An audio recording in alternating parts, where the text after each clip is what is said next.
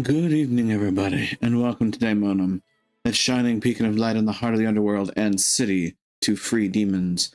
And welcome to another episode of the stream here in Daemonum Arena. Good evening. Well, it's Sunday. I am absolutely still drained from Multi-World Madness, and I'm honestly still considering whether or not I want to make that a monthly event instead of a bi-monthly event. Oh boy. Oh, also sounds like I'm slightly losing my voice. Great. Anyway, since it's well, brain go kaput day, I think it's a better idea for me to just kind of wing it for the night, and why not let's just do some art. Those are words, right? I can string them together in a sentence, kind of ish, sort of. Right. Well, good lord, I am absolutely gone. Anyway, I kind of left off with a fun little project, but we had this strange situation going on with the texture. Brain, don't need that. No. Let's see if I can put it. All right. Yeah, we ran across a strange situation with the textures. I sent the screen cap of that out to the folks that I'm teamed with, but until I get an answer on that, we continue to have the weirdness with the textures. And where I left off was I was in the middle of UVing the staff, so I suppose we continue with that. And I almost came close to getting an answer to a question that I had. But I have an answer from somebody that's working on the feeling, and they're working on a strong feeling on it. So I might consider that my answer for the meantime when it comes to like putting things on a VR chat model. It sounds like typically if you're going to be including particle systems, you are putting that on the Unity model, not on the Blender input. So honestly, that makes more sense to me ultimately, just because, you know, typically it's the game where you add the particle effect, not the art itself. So that kind of tracks logically in my head. So I think from there, like, that'll be when I reach that point on my little project here, and I start adding things to my 3D model. I think that's where, you know, my particle systems and special flashy effects are going to be going. And I had to make sure that I'm doing that in a way that's not absolutely taxing people's systems. That said, I don't know about like interim animation effects, like how, for example, a laser pistol might have like this line of light that like flows through an opening on the side of the gun to signify like energy flowing through the pistol. I'm not sure A, what that animation effect would really be, and B, where it's applied. I, considering, you know, I don't have a single day of three-dimensional artistic training in my body, and the extent of my 2D art training was literally Art 101 in college. I'm a little behind the eight ball there.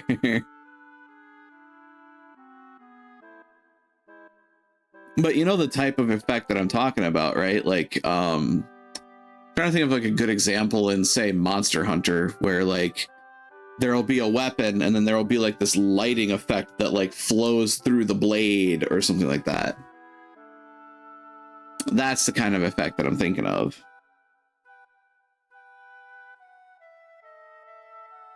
Don't have a ton of effects a ton of experience with particle effects as 3D art. Fair. Very fair. Same. Ditto that.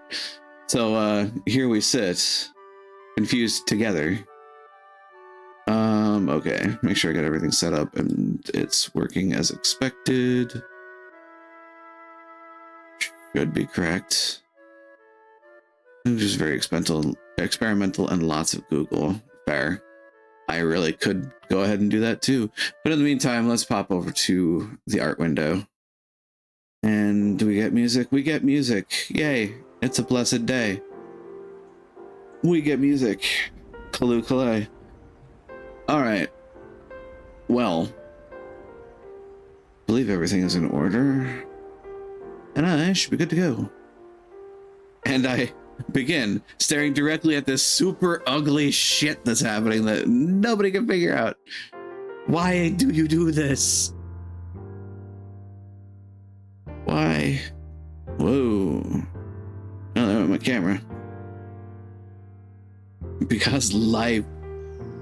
Sorry I'm late, Miss Bitters. Horrible nightmare visions. It's called life, Deb. Now sit down.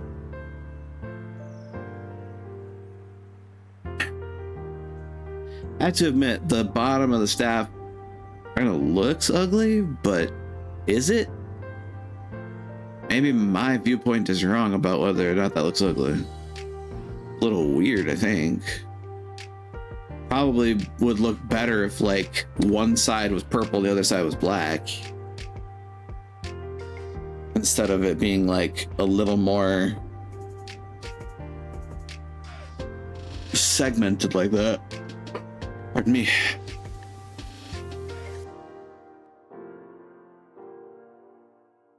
I don't think that necessarily looks egregious, but I'm no master of the 3D art.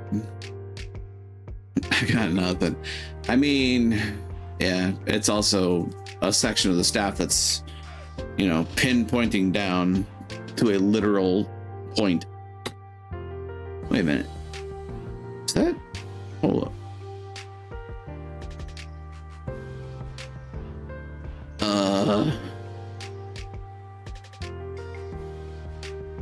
Is that an issue? Hold on. 1, 2, 3. Is that a quad? It is a quad. I would wager. It would have to be, I would think.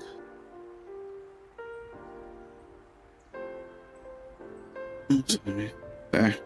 Just wanted to make sure. ADHD has expired at 5 on toes. Oh boy. And like I said before, I'm dealing with the aftermath of multi-world madness. The edge loop took. You could always move a vertex to check. I could.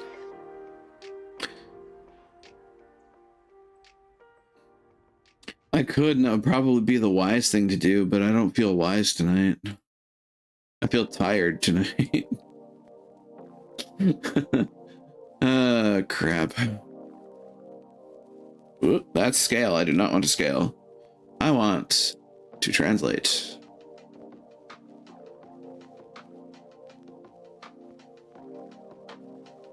And done? Question mark? Okay. And over here in this neck of the woods, do that. We select. We shuffle.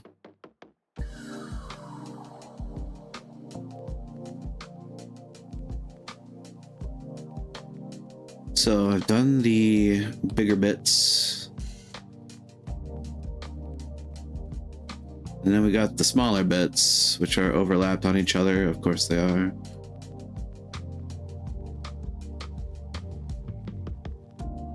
You with the face. Move down. Bits. Yeah, bits. Yeah, bits. Yeah, bits live in the forest. Ah, right, I do that thing where I go, yeah. Yeah, that. Yeah, that. Not perfect, but it's better than it was, and should allow me to select individual islands, which is what I needed for this project. Because then if I shift click that, yeah, I've got all those. And then I shift click this. Cool, I got all that. That's a lot of islands. And they're overlapping each other now, but they can also be selected individually now, which is good. Because if I do this and do pack islands, I pray this is going to work out properly.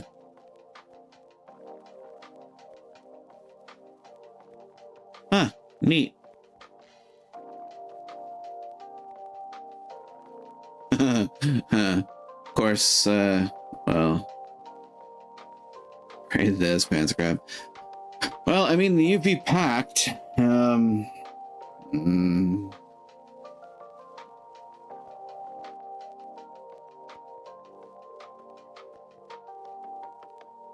whether or not it packed sanely, I'm not sure.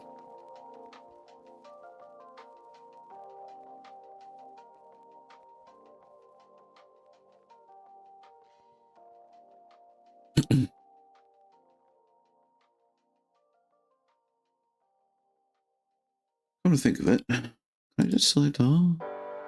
Could have.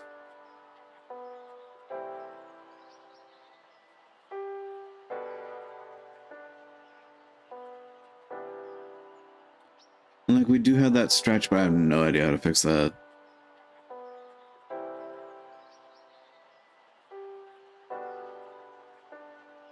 Because, like, I know the rectangles in the middle of that UV are the staff itself.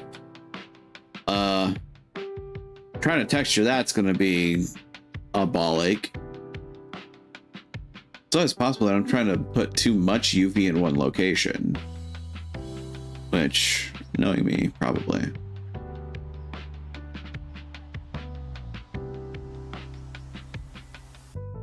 Welcome to 3D art. How may I direct your pain? Yeah. I mean, dumb question. It's possible for a 3D model to have more than one UV, right?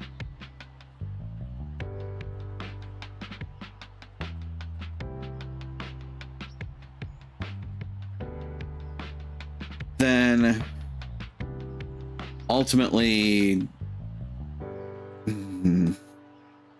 I could do something like a UV for the head of the staff and a UV for the body of the staff. I feel like that's probably the way to do it.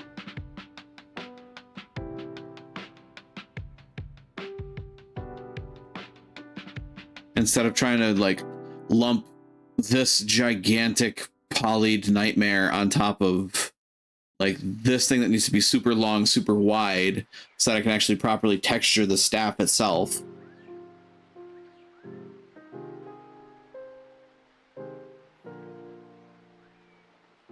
Trick is, how does it save different UVs? That I don't know personally.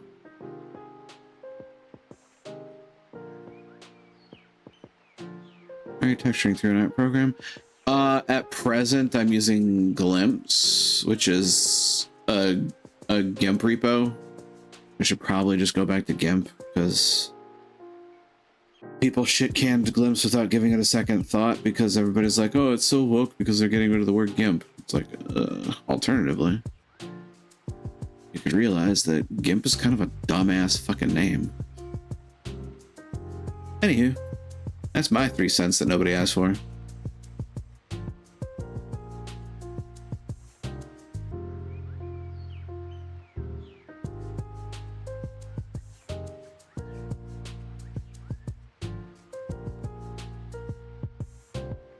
The only way that I know to have something have more than one UV is to assign different parts, different materials. Which, I mean, ultimately I'm going to do. Because, like, the staff head is going to have a different material than the staff body. Staff body is going to be wood. The staff head's probably going to be metal.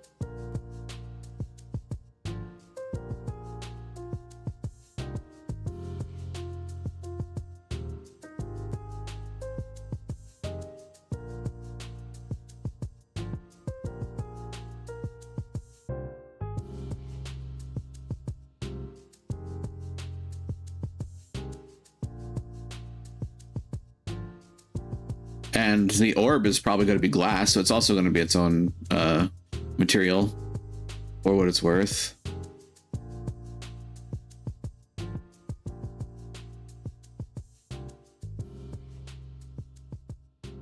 feel like you are prioritizing the wrong objects here, buddy.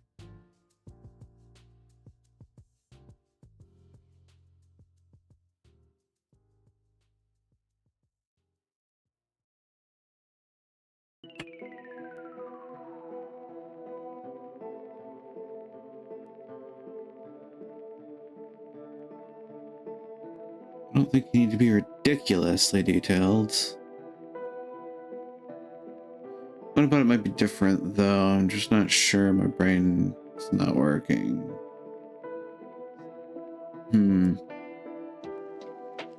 Sounds like a job for Google Foo.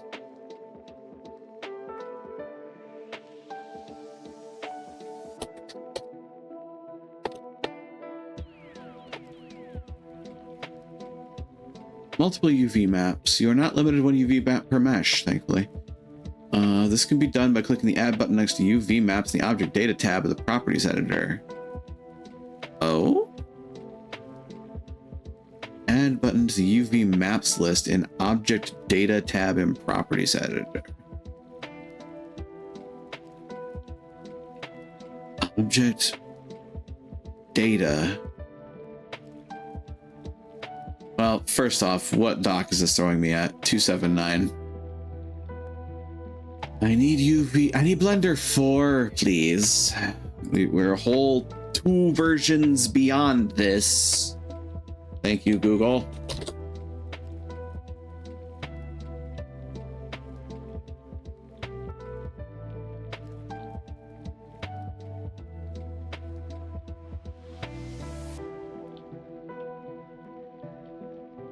Multiple UV maps to an object in Blender. Don't want video tutorials. Google, please.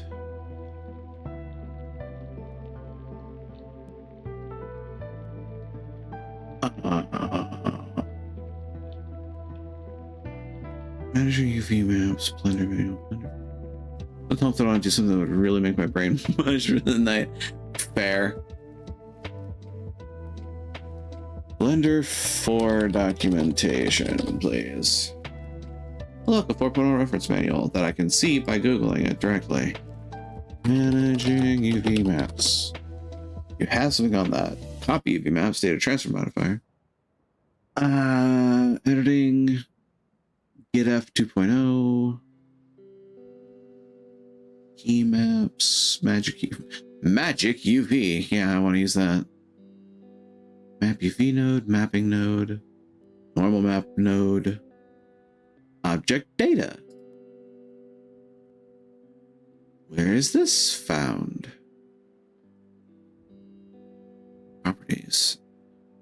Okay, sure. That's render, that's output, view layer scene, world, collection object, but not object data. Constraints data.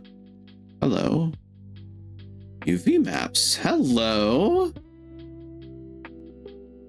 Now we're cooking with kerosene. By Jove, I think I found it. I'm just looking for my mask. I got it. You get that reference, kudos. Especially if you're younger.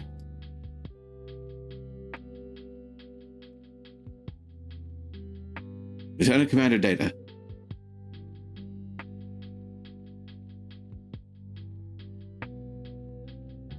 Oh, Commander data. Lieutenant Commander data is a trip. Speaking of, I was talking about Star Trek just last night. Interestingly enough. Or at least I was surrounded by Star Trek.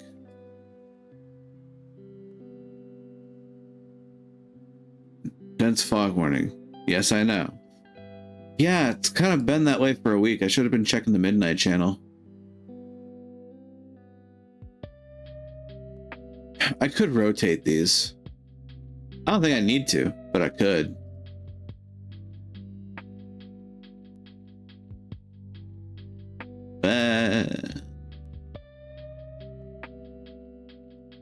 Rotato the potato. This is one of those things where I really wish I had like a fill-in box. I'd just be like 180, 180. Just make this thing orthogonal to a direction, please.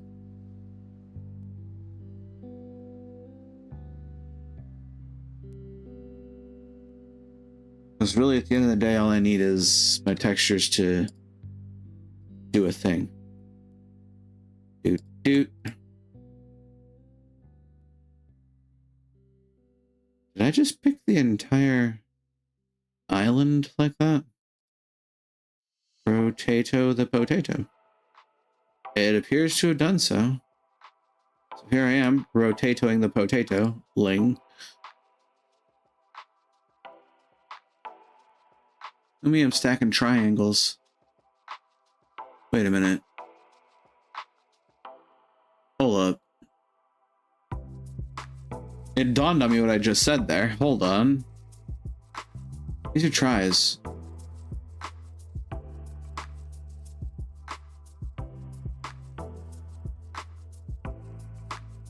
No, they aren't.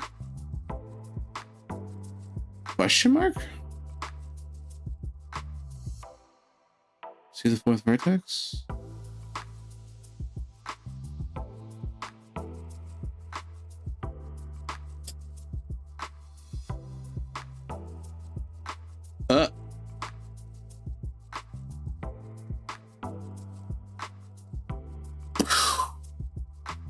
My mind is fucking blown. What the? But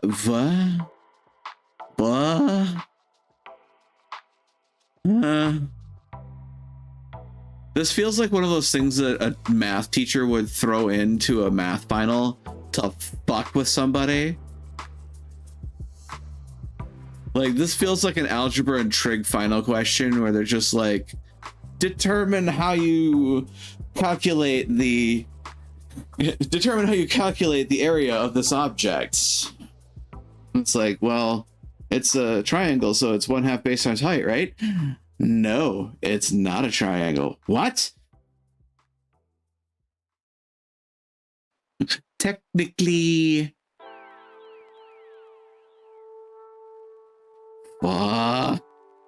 Anyway.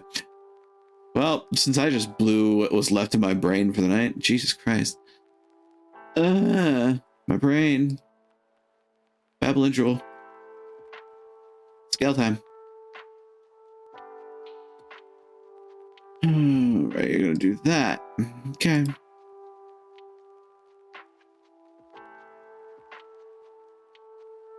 My brain and everything beneath it hurts. Literally. But hey, I tell you what, I'm looking forward to tomorrow and Friday. Tomorrow, because I get to continue the Pokemon Red and Blue randomizer. And Friday, because I get to continue a multi-world with friends that won't be streamed, for those of you here. That is a personal project. It's a thing that I just decided to do with close friends. So, yeah, I'm looking forward to it. Especially considering I got some folks into it that I wasn't expecting to get into it, so. We're all learning, indeed. Welcome on in, Juniper. Hope the evening finds you well. I almost feel weird having I can words. I almost feel bad having extra empty space here, but knowing full well that A, the bottom of the staff is getting a lot more attention than it really needs to get, and B, I probably really should just like have more space for the staff itself. It seems to me that like I should probably try to take up as much of this extra space as I can with the staff.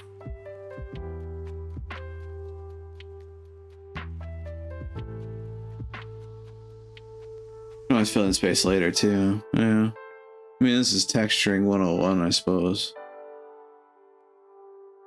Also, the more I grow this, the more I realize, yes, there are segments of the staff that are wider on their own because we did that extra looping to the top of the staff that also we had to wind up mimicking down the staff.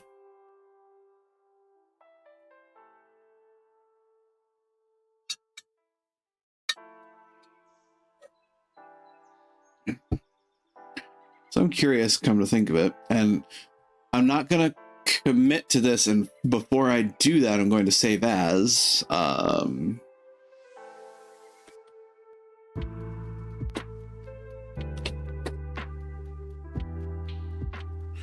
try to save a copy of this before I absolutely fuck something up.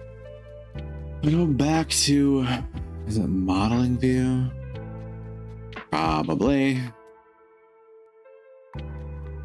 So if I were to ostensibly, if I were to ostensibly loop cut that segment of the staff,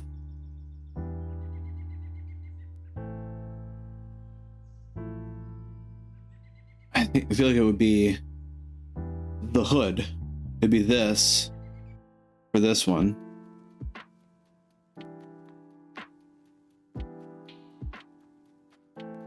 It would be.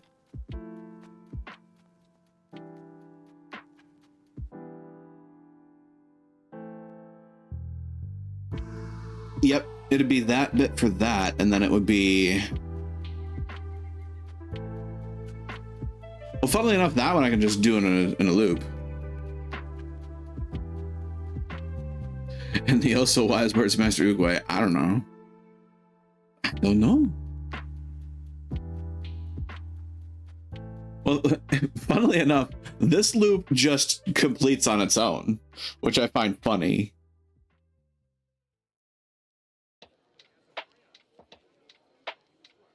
We did say something I love, though. I mean, it is Master Oogway.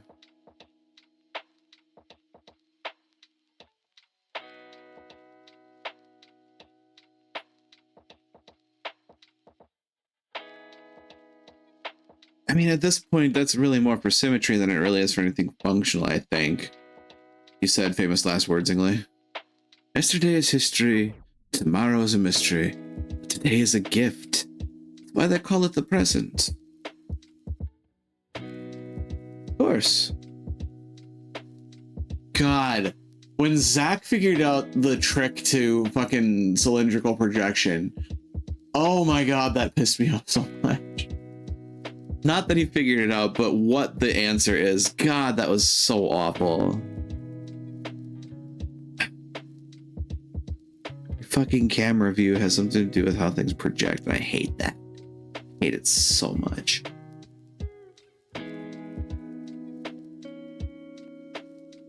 I think this looks good for a UV map, I hope. And so the basic idea would then be that, like, you paint a wood grain on the rectangles, and you try to approximate that on the other chunks as well. You throw that on there, and voila, you have a wood staff.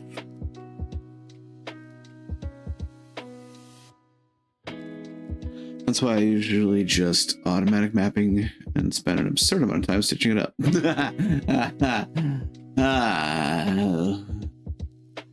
That is right. I was going to look into how to stitch, but I don't know my first step ultimately. Really, I don't even know what I would stitch. Any hoozles, I can add a UV map.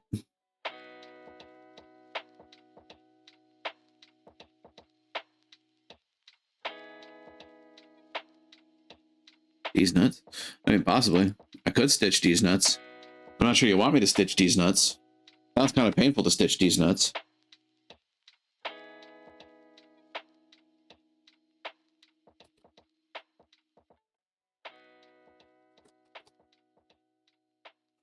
UV map staff. UV map underscore staff head. And then I would wager another, well, yeah. I think so. Another UV map specifically for the orb. Orb.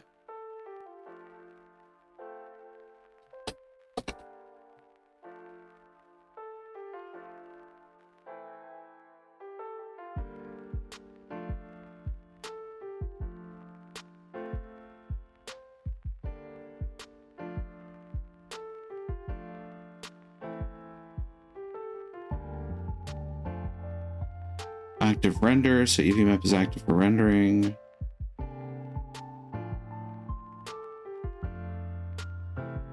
Give UV map index.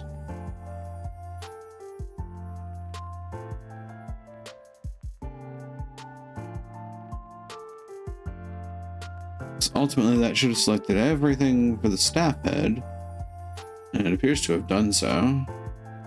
Yeah.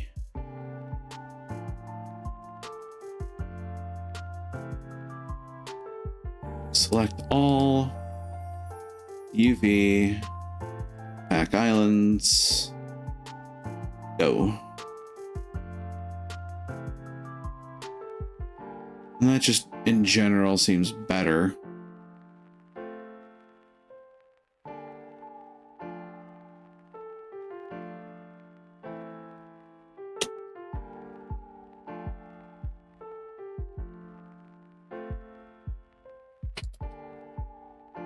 Let's undo that for a quick second. I don't know about those being that small, mind you. Seems goofy to me.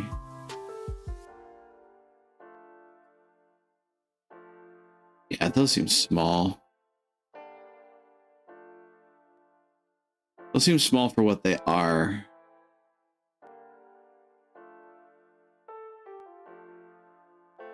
Oops.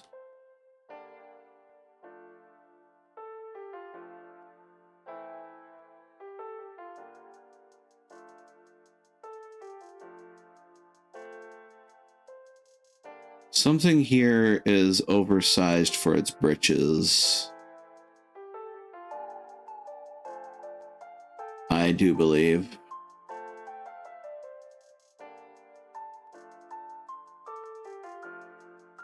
Trick is what?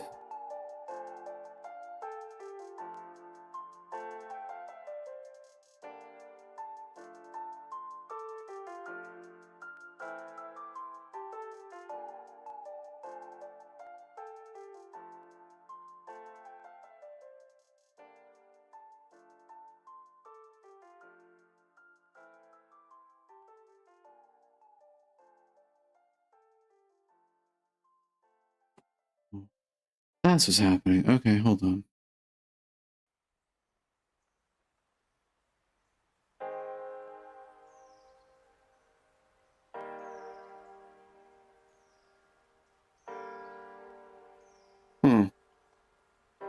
Purpose of UV mapping is to put stuff on the object, so size only really matters in terms of detail. You could have pieces that are tiny as fuck, but details on them would be horrendous.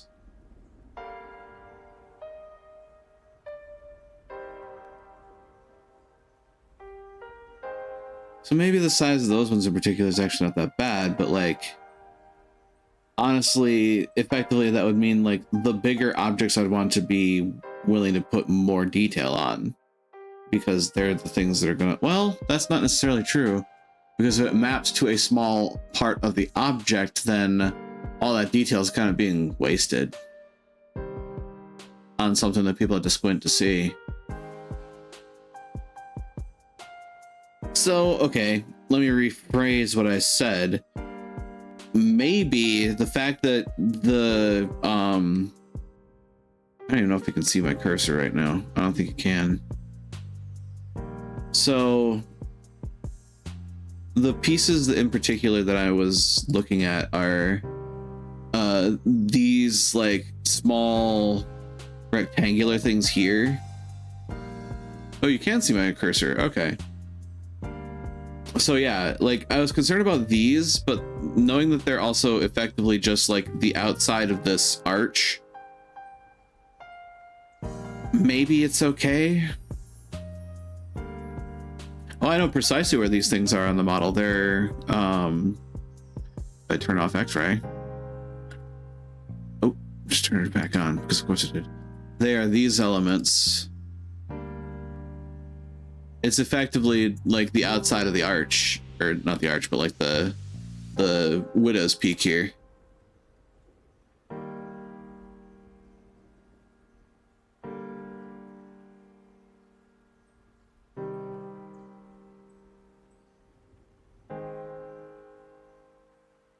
So I was thinking, like, you know, I could probably size those up a little bit, but maybe it's okay.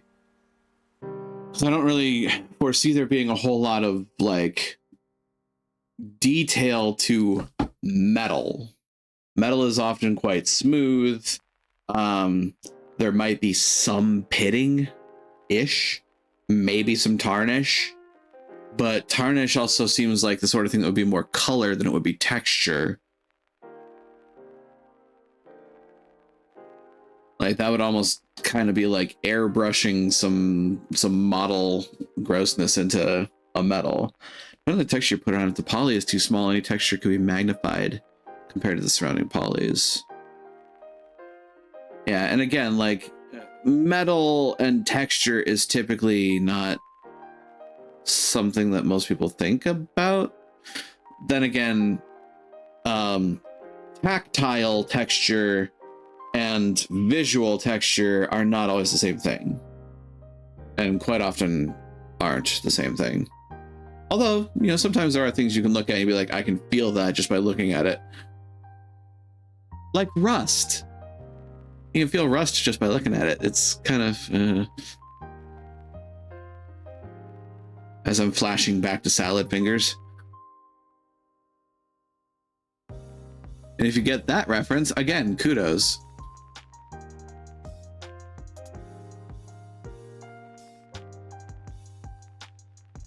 Okay. What did I do?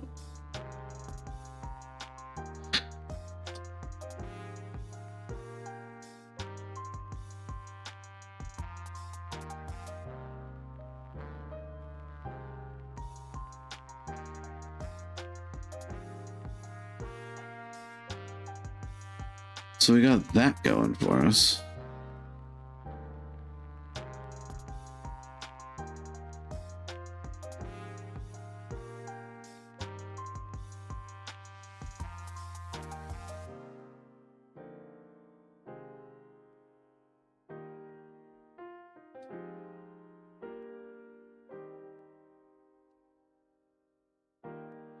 Actually, then I'm curious if that's one self-contained cluster.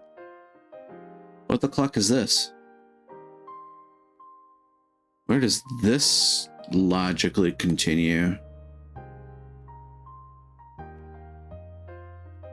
Oh, not there. That's not contiguous. There a wrap around to this? Nope. Huh. Weird. Let's wrap around to that. Nope. Where do you continue?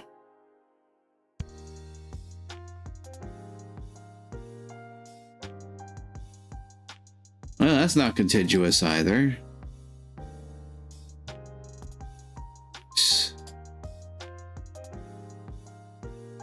Well, that's weird.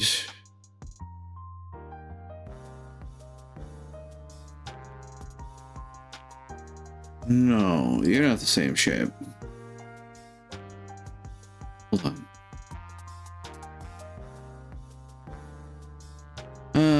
For the love of all things holy. By all the saints and the... Oh, that's it. That answers that. They're not contiguous to anything. They're self-contained. They're their own strips. And then I found out that this is that.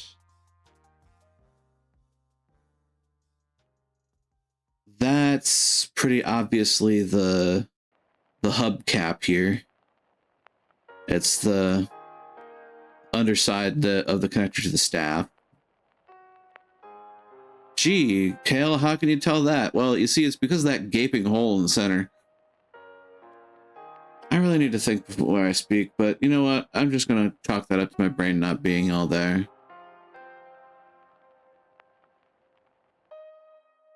Meanwhile, back at the ranch.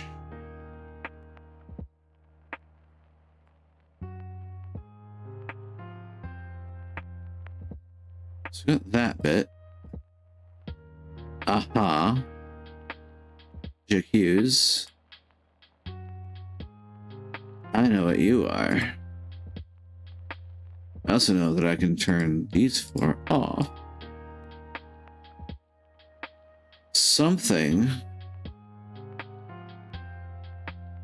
extra got flooded in here. It's you two. Huh. Neat.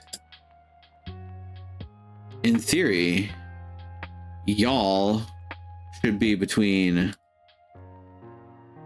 those two spots, but you aren't for some reason. Interesting how that works out. You know what, Orb? Can I, like, not see you for a second?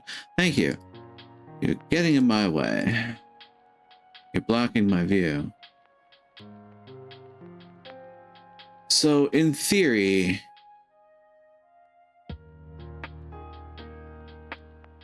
these two bits here should be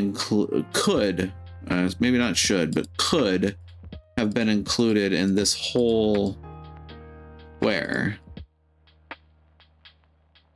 which would have meant that you and you, if I go to face checking mode, would have effectively been where this missing gap is here.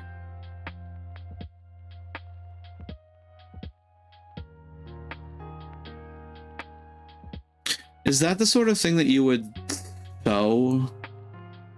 Is that the sort of thing that you would do for like sewing these together?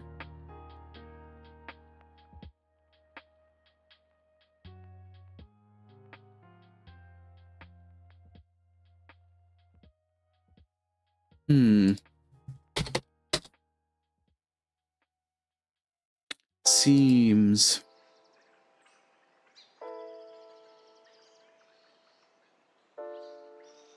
Mark seams, unwrap, adjust seams and repeat, manually adjust UVs.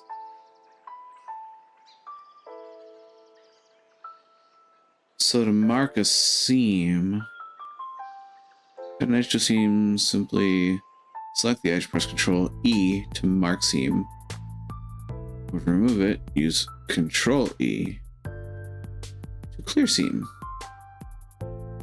Backmost edge of the cylinder was selected as the seam to hide the seam, and the default unwrap calculation was used.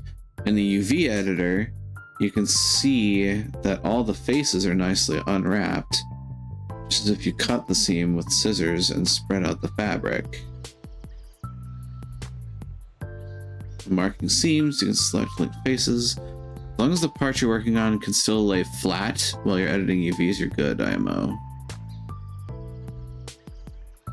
So like in this case, the thing that would be marked as a seam would be these edges. The ones that would be internal to that, I think.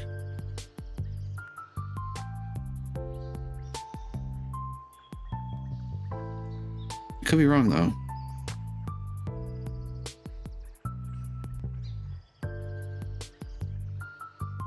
But if I'm thinking of sewing as in like joining two pieces of cloth, that would be the join point. Yeah, that'd be the join point.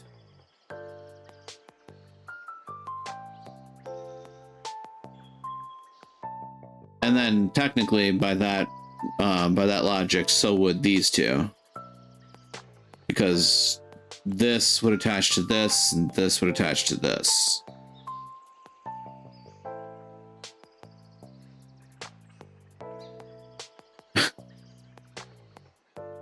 Of course, the person writing the documentation for seams had to throw in a, well, there are many ways to skin a cat sentence.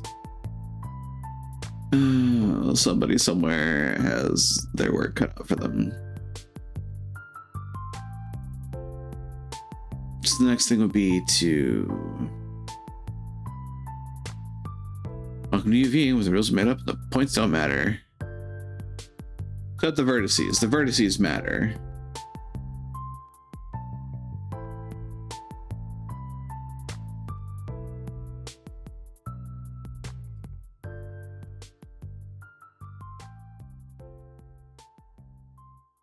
The rip tool separates UV faces. The grab tool moves UVs around using a brush. The relax tool makes UVs more evenly distributed using a brush.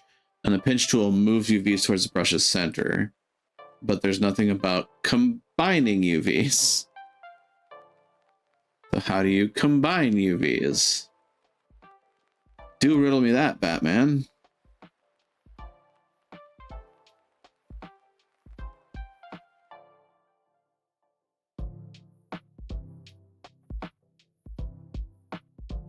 Pin, unpin, snap, mirror, straighten, merge, stitch. Stitch selected UV vertices by proximity.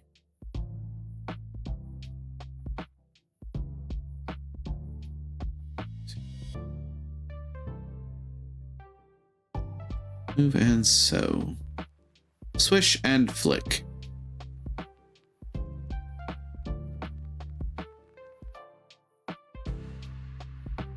Correct UV texture coordinates which may be distorted or overlapping shells in the UV editor. In small shells, reduce number of seams to minimize distortion. That'd be nice. So number of edges on one island of the UV editor, and the toolbox looks split and sew.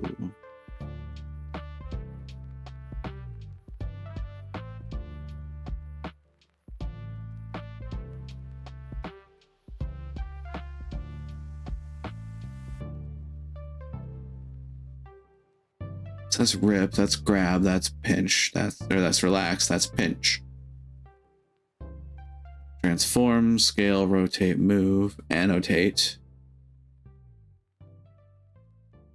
I don't want to rip anything.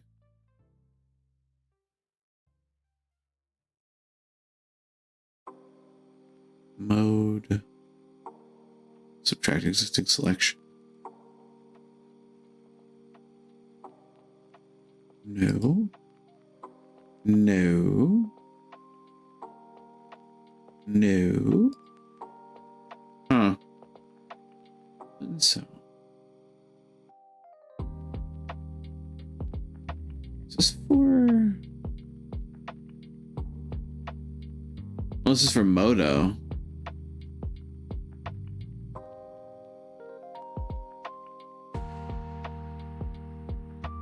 Oops.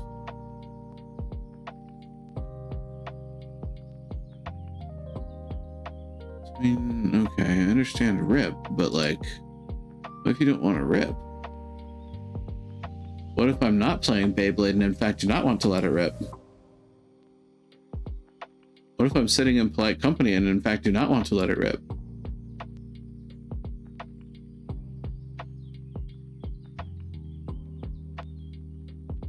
Because like at the beginning of this with seams, they allude to you being able to...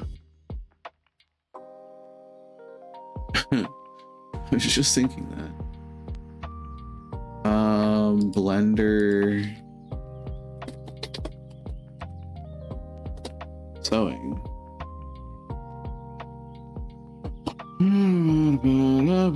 Is Blender 4.0 stable? Well, I mean, I'm working with it, so no.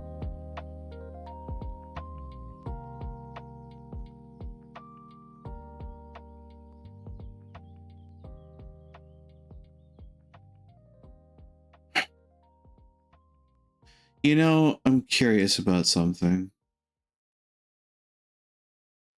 Whoa. That's not what I meant to do. Select island.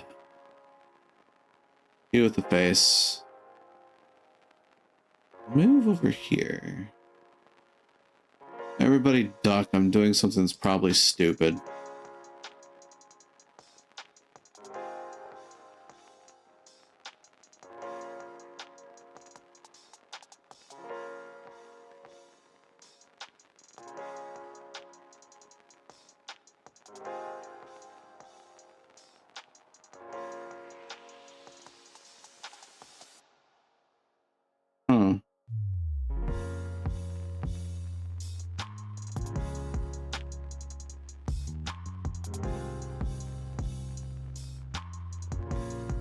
It's like, if I move that to that, and I move this to this, and I move this to here,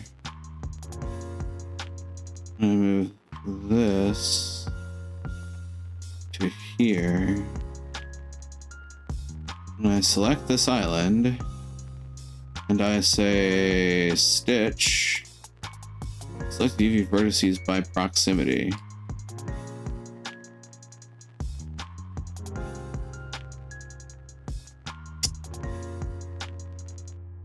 Ladies and gentlemen, I think I just fucking learned.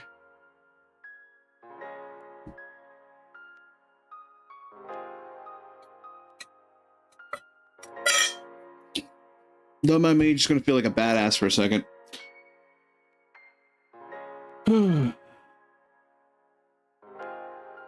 Like a sir. Now, that having been said, in theory, I could also go out of my way to connect that gubbin to this big square. But is there really a reason to? Other than contiguousness? As long as I can texture it, well, if the texture is able to be, you know, put together in a way that actually looks like it's going to continue the same flow, that answers that question, doesn't it?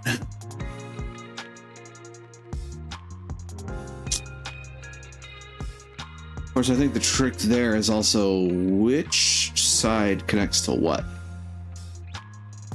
I'm pretty sure that it's the I always mix up these words. Convex side that has to attach to the bottom of the square here. So like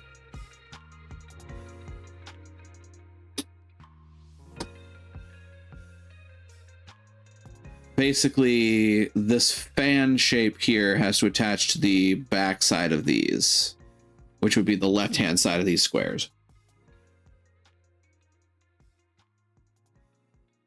Concave is bent inwards, convex is outward, so convex.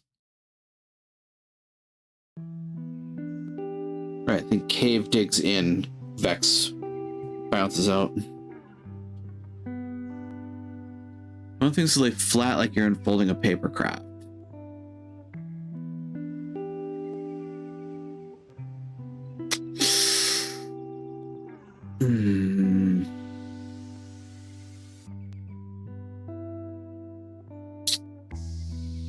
I am consternated.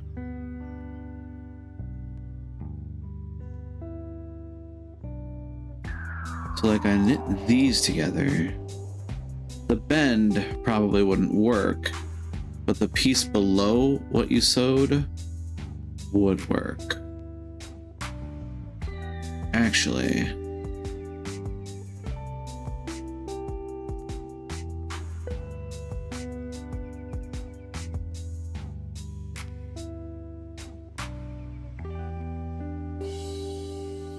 because come to think of it, yeah, these are all bundled together. Yeah, you can sew those. So like if I were to, so that plane is just folded. So I select this island and I shuffle it. Don't mind me just doing the Skyrim shuffle.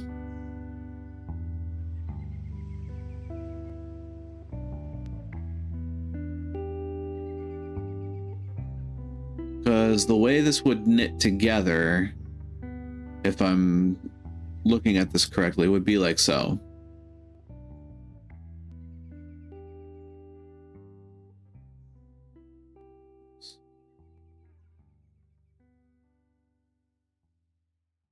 So like that'd be the center point. And then I'd have to you know, get my vertices close together. So we don't attach the sides. That then attaches to the back. Like, I could make a contiguous UV out of the inner cup here, could I not?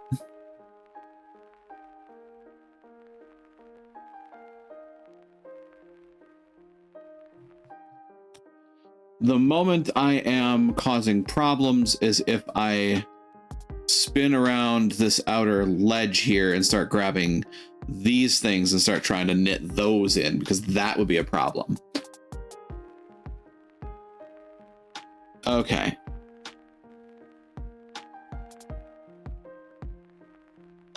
Then the paper would not be flat, right? Then I'd be starting to overlap stuff. I'm curious about... You know, actually, I want to try something. This is going to be stupid. This is probably going to be stupid, but I'm going to try it. I'm going to see what happens.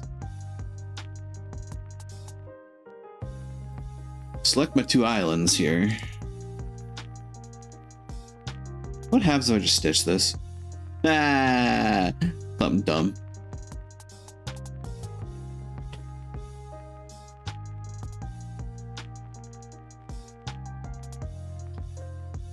So like, wait, how did I do it before? Crap. Was it? Oh, it wasn't island by island. I usually tell it to relax. It's you need to chill.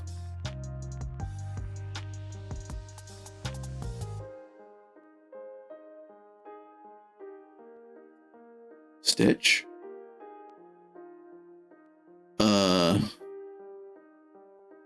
Relax.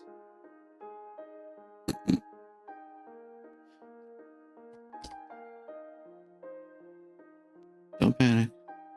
I'm not panicking. I'm giggling. Does it look dumb?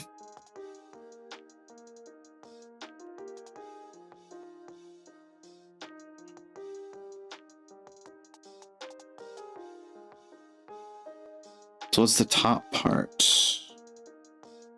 The top part is the bottom of the staff here. And then the top of this shape is these 4 squares in the middle here.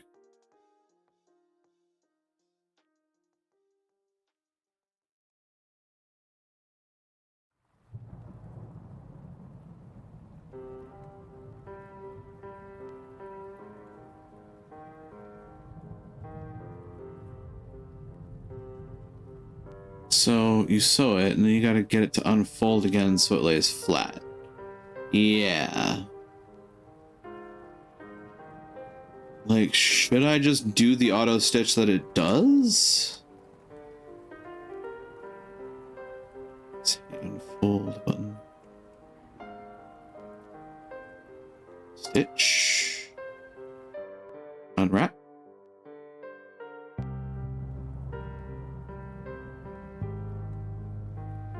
Bingo. Yahtzee. Our survey says God. Just don't get me involved in Scrabble.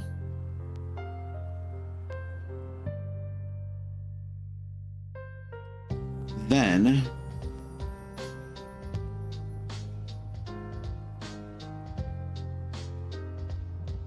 that and these, and that is the end of the inside, I do believe. Yes. Yep, that's the end of the inside.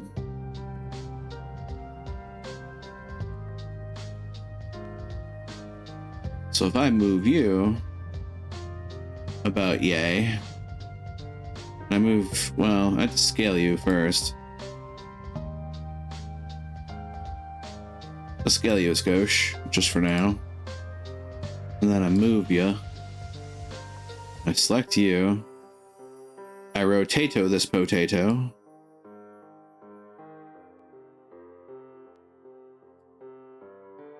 And then I move the thingamy butts it.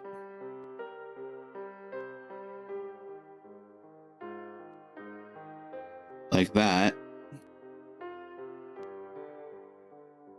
Potatoes. Boil 'em, boil 'em, boil 'em, boil 'em, boil 'em. Stitch. Unwrap. Dee dee dee dee. I don't get to move anything or do anything before stitching.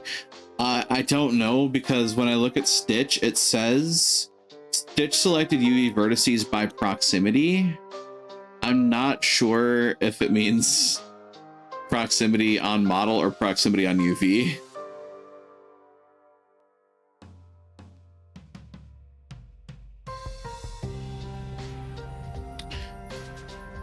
I'll try on the next thing, because I could do this with the outside too. I think.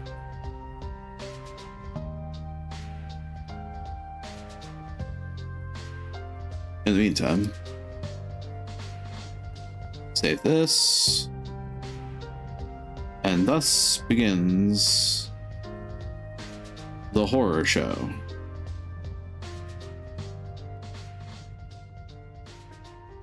We have this whole biscuit. Unfortunately, not Cheddar Bay. Oh, no, I want Cheddar Bay biscuits, damn it. Oh, actually, good question. Where does this connection begin?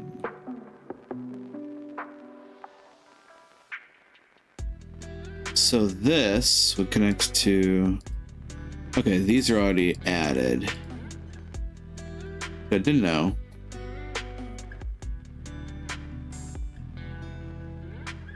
So this is all one connected contiguous thing. Then we have this whole chestnut.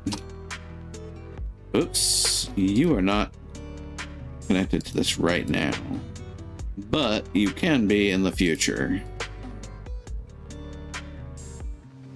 Because you are this wonderfully wholly connected shell. So what you're saying is, I may be able to just select, stitch.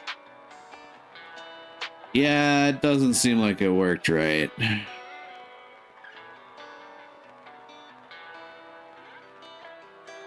Unwrap.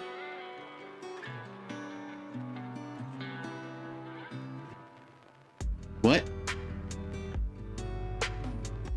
I am confused.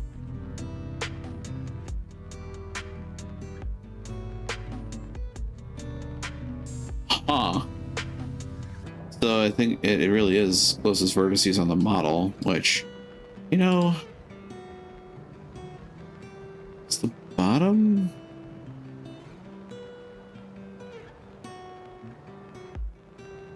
What about me? I mean, what? Let's see.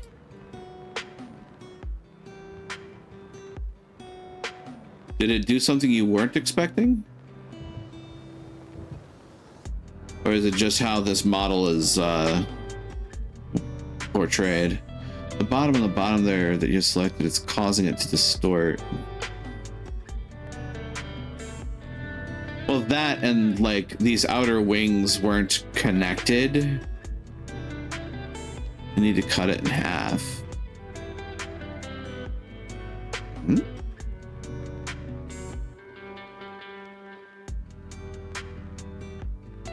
Cut it in half.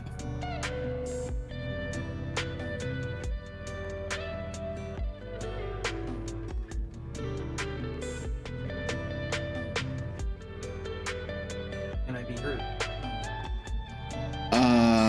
You're slightly quiet.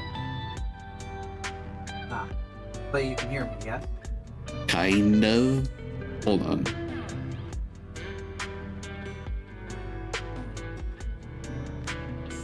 See if I can't bump this up a skosh. Try again. louder now. I can hear you. So the outer part, you forget the outer part for now. You see that loop, or that hole in the center, right? Yes. So having all of that connected is going to cause that to distort because it can't lay flat. So you're going to have to cut it, one of the, preferably the side with only the single row polygons in half. Does that make sense?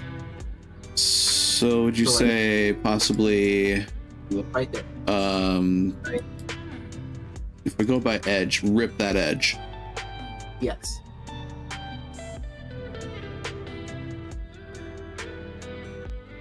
Split? Eh. This is supposed to be the tool for it.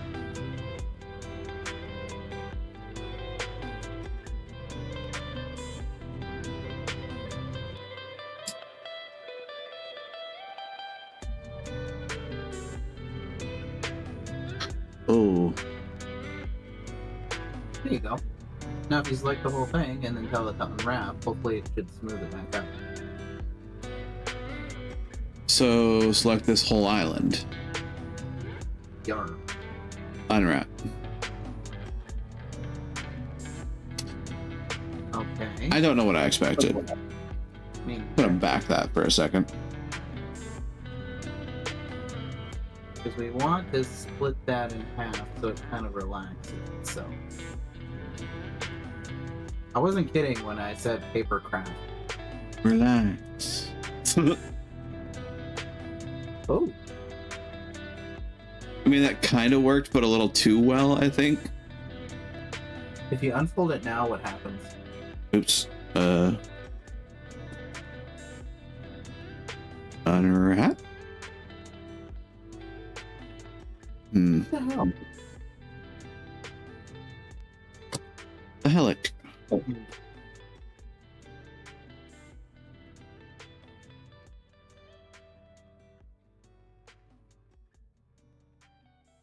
I don't know.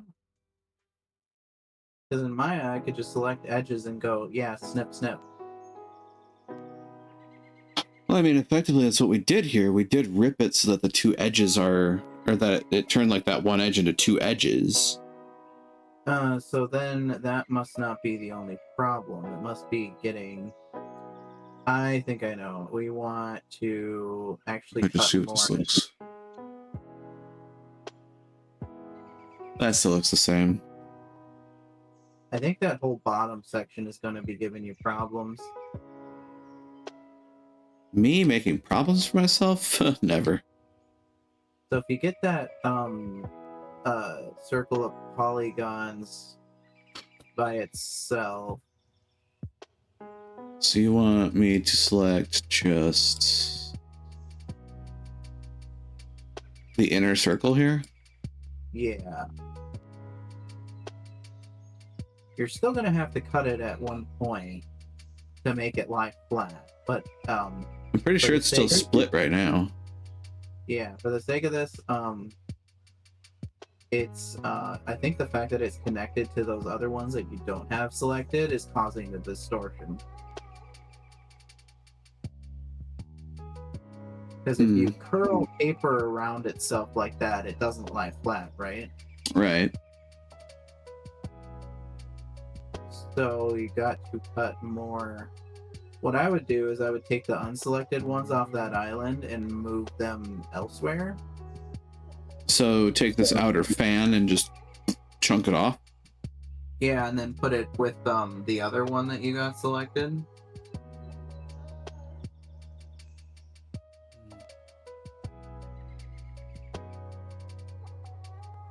Yeah, that's solo now. And it still has that split at the outer edge there, the outer center's edge. So it should theoretically then unwrap flat just fine. In theory, we'll see how it goes. Meanwhile, this little number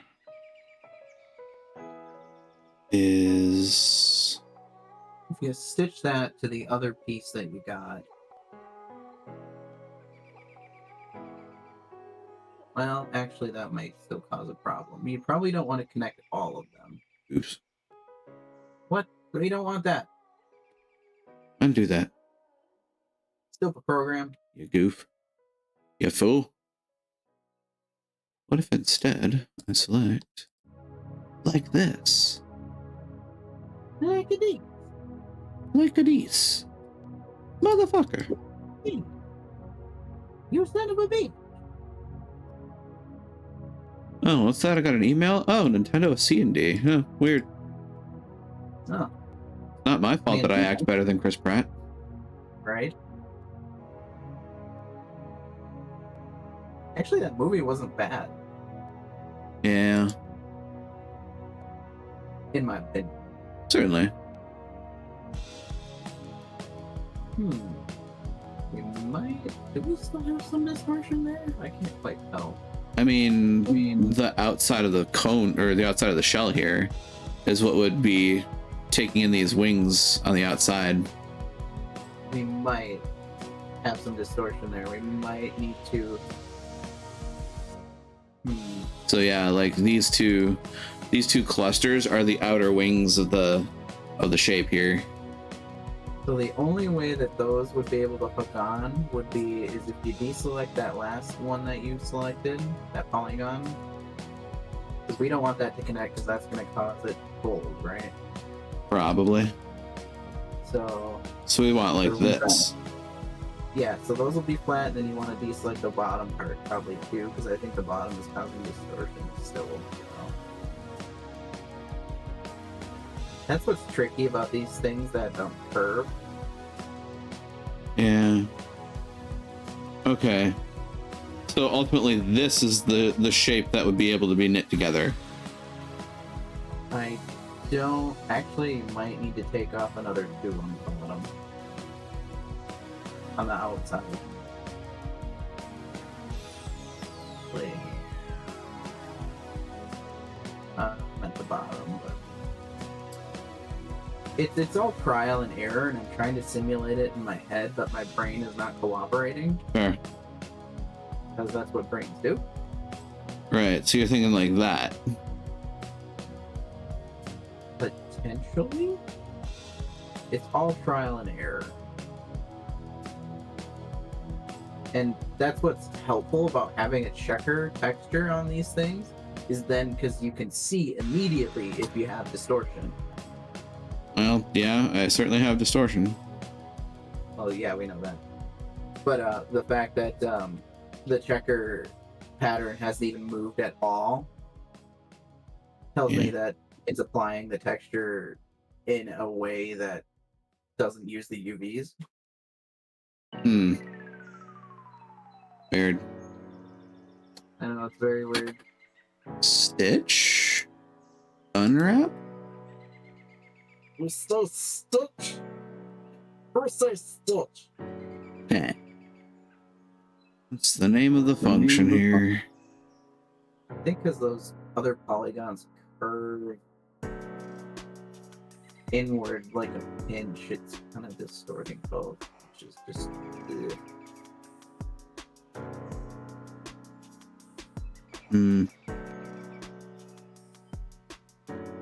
extremely tricky. Should I revert? I'm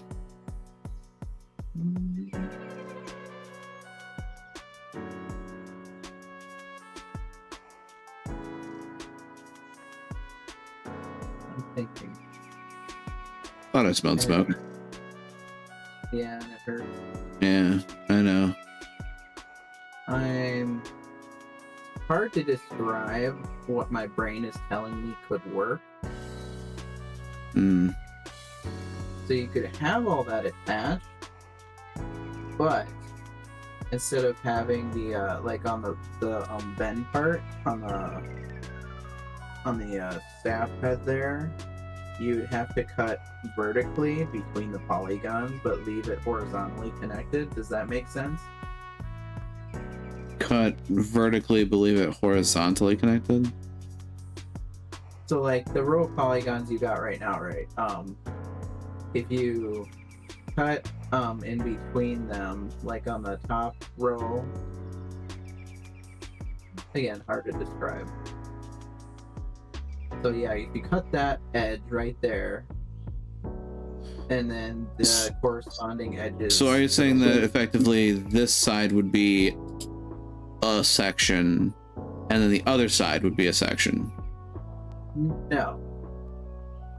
What I'm trying to say is, like, just taking the top row there, it's if you have that curving inward, it's going to make it so it doesn't lie flat. In order to make it lie flat, you're going to have to cut those 4 on the edges that are vertical, but you can leave the other edges attached to the part that wasn't bending. So like it kind of, I don't know how to explain it.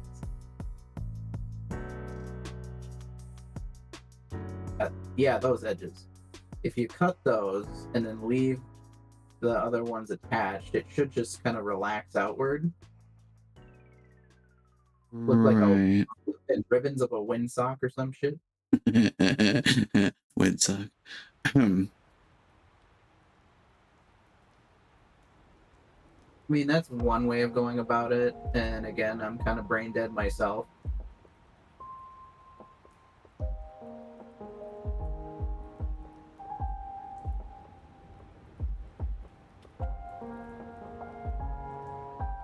But it's by itself, so then you could theoretically attach it back to the rest.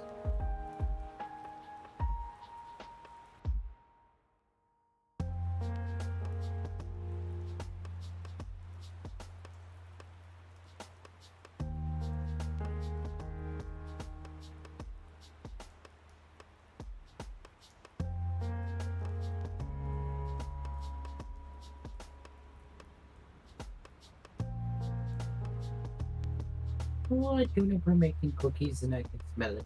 You need to rip the UV along that, and then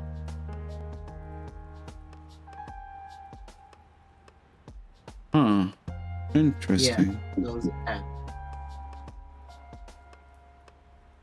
Keep these attached. Yeah.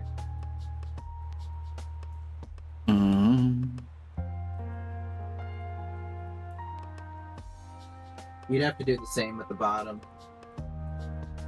because it's curving, pinching inward, so it would cause it to not be flat. Okay, so this could be. Oops. What are we oopsing? I didn't see anything. Oops. Select island. Unwrap.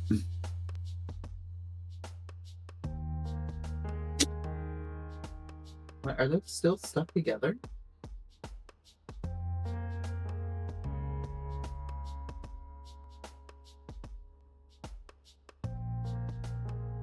They're restuck together. Why? That's so annoying.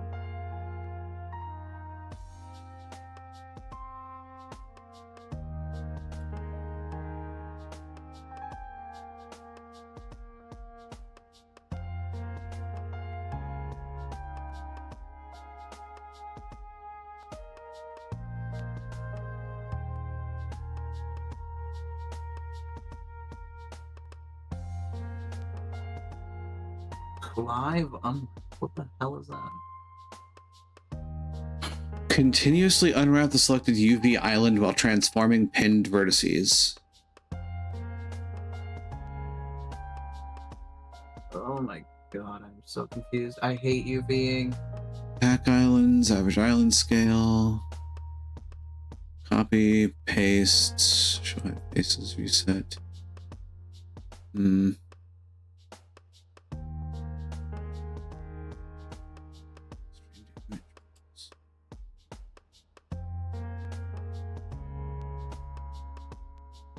Part of the pain, I think, right now is the fact that I don't know what tools do what.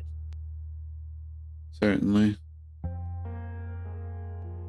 Because I'm wondering if unwrap is not doing exactly what we expect it to do. Maybe.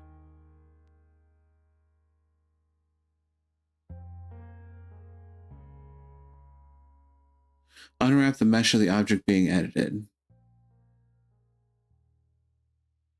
Projection unwraps the selected faces of mesh objects. Pack each face's UVs and UV bounds. Follow UVs from active quads along continuous face loops.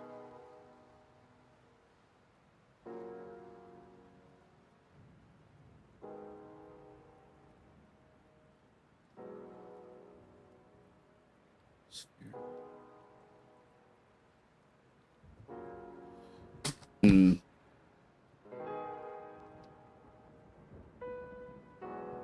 Is there a UV relapse tool? There's a relax tool, yes. Maybe when I'm coming from mine, they have an optimized tool which allows you to use a brush and it'll soften. Something like that. No, that's not what I want.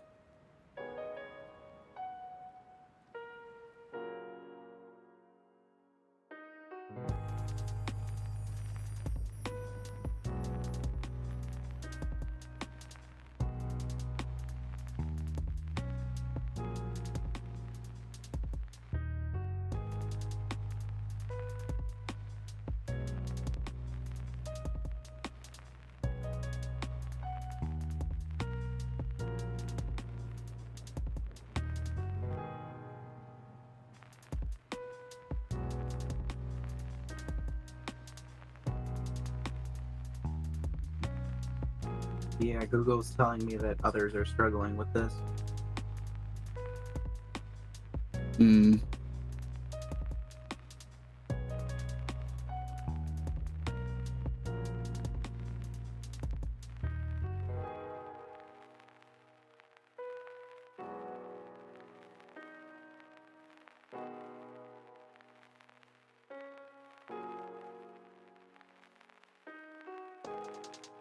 Maybe that the outside just can't be very well contiguously UV'd.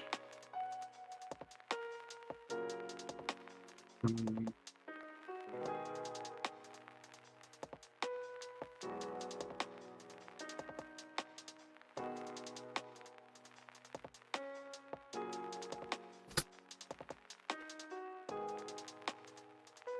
Oh, right, this. I turn off the shortcut. If an edge isn't marked with a seam, it will be kept together when using the standard unwrap tool as long as the geometry is connected.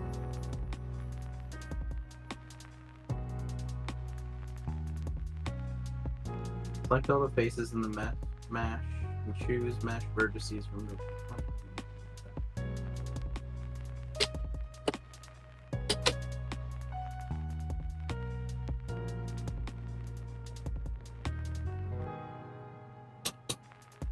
This is not what I want.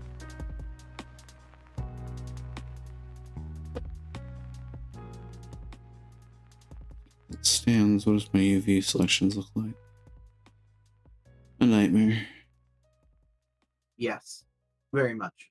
Because in the field of UVing, you have to learn to basically deconstruct your own model again, back down to 2D.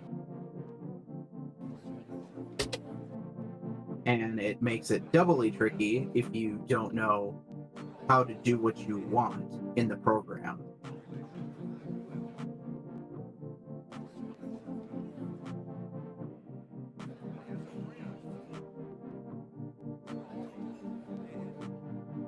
Because ultimately we want this to be able to play well with itself.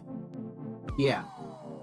Because if you unfolded it just all that you have selected, it's not going to sit flat. It's going to be like boing. Because if you think of all that as like paper.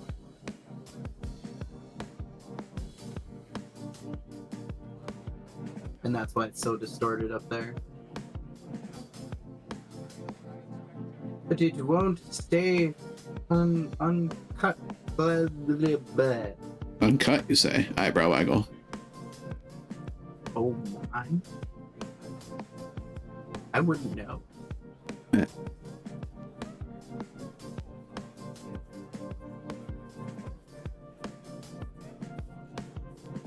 Because, like, if I just long hair, don't care, and I just grab everything.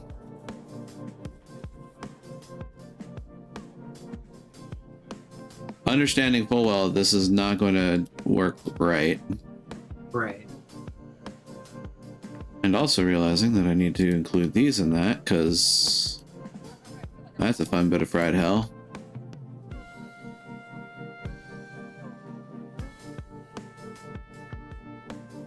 Select all. Because I could do it in like 20 minutes and flip in Maya, but here it's like, where are my tools? It looks kind of cool. It does in a sense, but then when you apply a texture on it, it's like, ooh. Ooh. Although, I mean, magic staff, who knows? Yeah. I mean, if you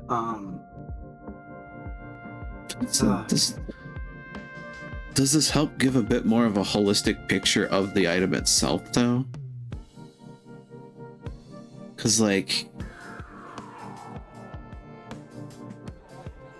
it then kind of feels like it reveals to me that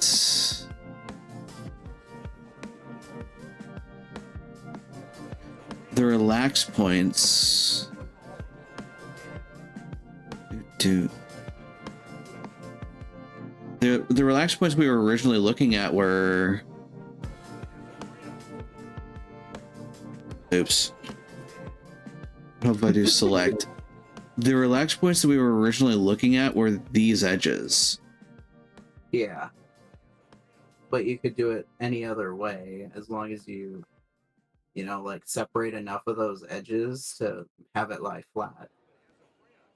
So, like, yeah, considering the situation, wouldn't I want my relax edges to actually start down here? You could do it that way, or you could do it from the outside in too. Outside in. Like, instead of going the direction you're going, go perpendicular to that. So edges like these. Yeah. It's like either way is gonna be messy. Yeah. This is how spherical projector, not spherical projection. What am I thinking of? Like, this is how they had to try to project the map onto a globe. Like, there's the orange peel presentation, there's the cylindrical presentation. Like, this is kind of working towards the orange peel version. Yeah.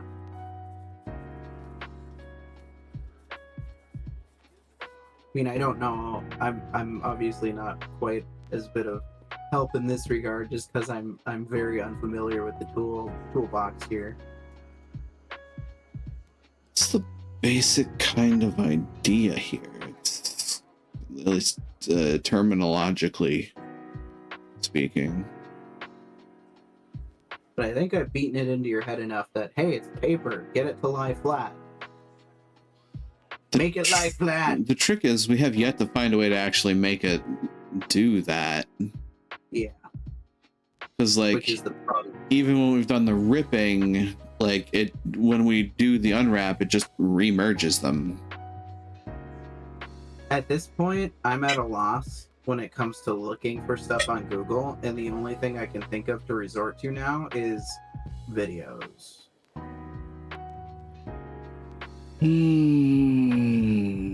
Which, yeah, is not ideal.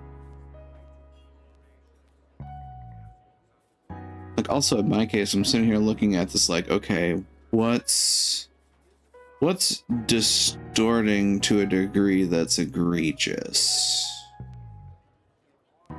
Like, I see distortion. You could theoretically get away with here, just leaving it.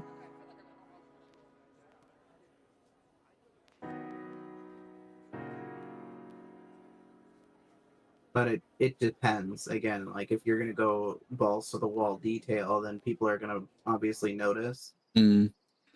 I mean, we know me. My texturing skills are no. Because, like, I know along this line, there's definitely distortion, because that's, I do believe, these two squares right here.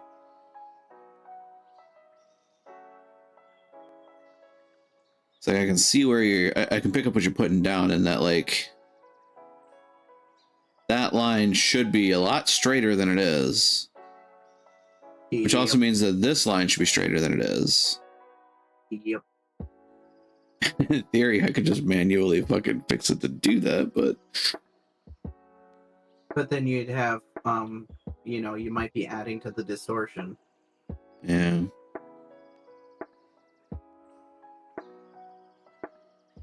So I try really hard to force this to play ball.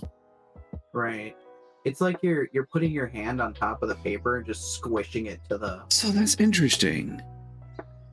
Because in the same breath we say there's distortion further down, this object here, or this lump here, that's like perfect. There's no distortion that I can see there. Well, the thing is it wraps around, doesn't it? Like if we look at this, it does. It's not flat. It has bends in it, right? Yeah. So while it may look similar, it still has bends in it. Hmm. But it's not to such a degree where it may be like instantly noticeable. Because otherwise it does look pretty close. Yeah.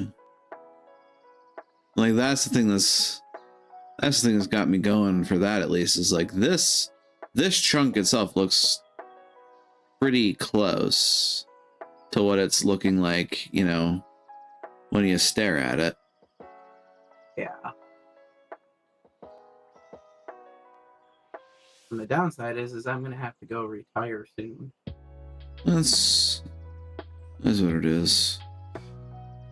Cause like I feel like if we include these 4 bits, the spot that would need to split in order to lay flat would be this central edge here.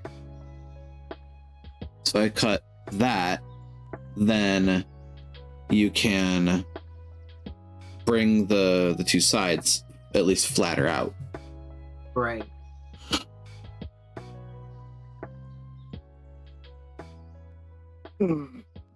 It just dawned on me that this is probably another reason why most games actually only model half the actual model and then just mirror it. Fair. But that's kind of like what we want to do here. Mirror selected items around one or more axes. Straighten? But we're not straight. I don't do anything straight. Yeah. I mean, I kind of like that this model is a little gay, you know? Yeah. That's a bad joke. Say Levy. I make a lot of jokes on wordplay, and sometimes the message that I send out is not the message received. Yeah. What? Whoa. Oh. That's because other vertices are making up for it there. It's like the rip does this. When I rip this edge. Like you're literally tearing paper. Right. And then if I move that vertex, I mean, everything's going to move with it. If I get closer in, I can at least see what's going on here.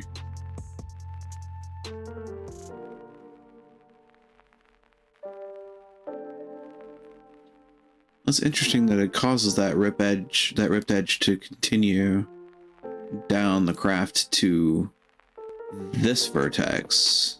You're in edge mode, so I assumed that it said, "Oh, you have both these vertices, so yeah, we're gonna do everything connected to this." That's what it did.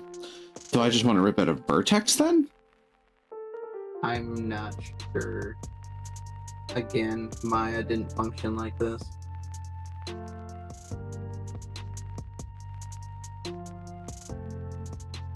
So I rip at this vertex, then that's the behavior I'm expecting. Yeah. And one would think that would allow this section to lay flatter. Right, but the problem is we don't know how to tell the program to, hey, lay this flat, keep this cut. Yeah. And that's why I'm at a loss, except for when it comes to a video. Under 4.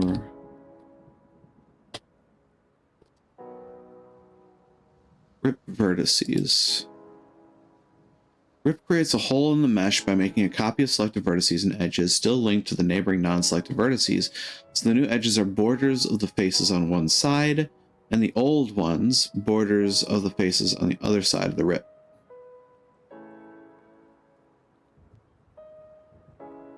Rip will only work when edges and or vertices are selected. Using the tool when a face is selected will return an error message cannot perform moving with faces. If your selection includes edges or vertices that are not between two faces, it will also fail with the message no proper selection or faces include.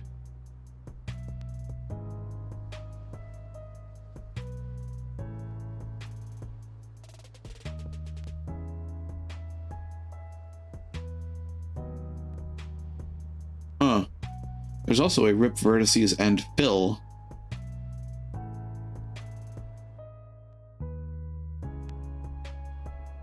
Yeah, I'm toast.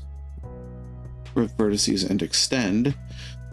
This tool takes any number of selected vertices, duplicate drags them along the closest edge to the mouse when extending an edge loop. It extends the vertices at the endpoints of the loop. This behavior is similar to the extrude tool, but it creates an n-gon. Let's easily add details to existing edges. Cool. What's an endergon? Endergon. End dragon? Oh no! Smooth vertices. I don't want to smooth vertices. It seems like the rip is... Huh. I mean, I've tried Googling it, like, I feel like 10 different ways, and I get nothing.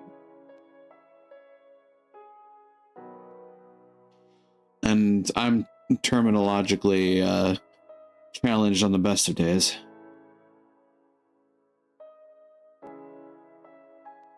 I wouldn't say that. Oh, I don't remember terminology to save my life. Well, you have a pretty extensive vocabulary overall. Yeah, but ask me, like, computer science terminology and I fucking lock up. Because I got nothing. Really? I feel like you and my brother would have a pretty good coding discussions. Maybe about the function of code, certainly, but like, if you ask me, I can't even come up with examples. That's how bad it is. He's currently writing programs for handheld point of sale systems. Nice. I code for the death panels. I mean, God, I probably shouldn't put it like that. It's funny. I find it funny because I have a very morbid sense of humor. Yeah. That and most of my humor is also based on wordplay. Indeed. So, man, life would be so much easier if I could have just, like, kept this chunk as its own item and kept the outer code as its own item, and it didn't have distortion. But that's not the perfect world we lived in.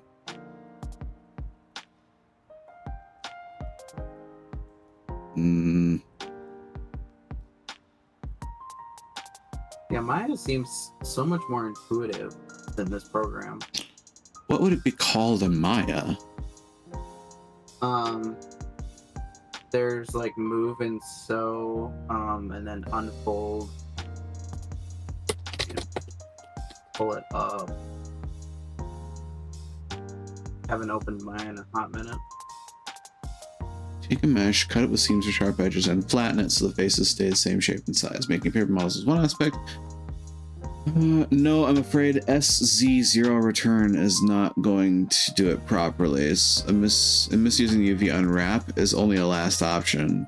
So yeah, unwrap is not the same as unfold. What the hell then?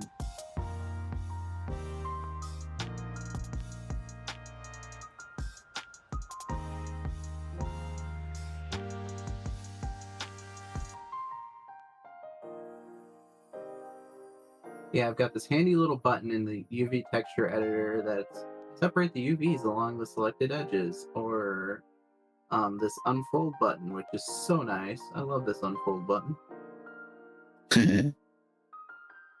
And then there's another one. Begin by selecting all faces.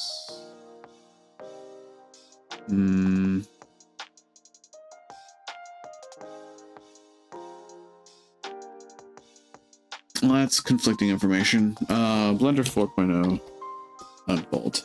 Let's do that. Oh, there's a Blender 4.1 already. Yippee. Okay. Move and sew the selected edges, and then unfold right next to it. So good. So handy. Unwrap and unfold are not the same thing. But they're I'm yelling at Google. synonyms, though. Synonyms. Synonyms. Synonym. Menominee. Do.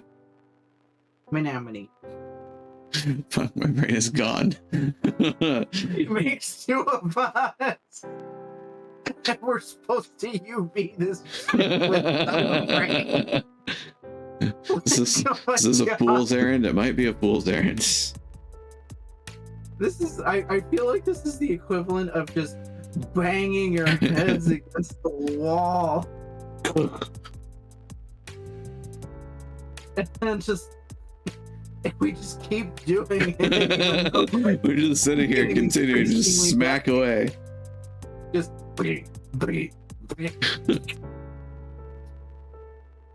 Don't worry, I'll break through this brick wall eventually. or my head will. I mean, just ask Matt. I do tend to face bash a lot of stuff. And some things you can brute force and it works. Ooh, I wonder. Is there anything? Maybe. Unfold. Is there an unfold? Smell smoke from your direction. What's this?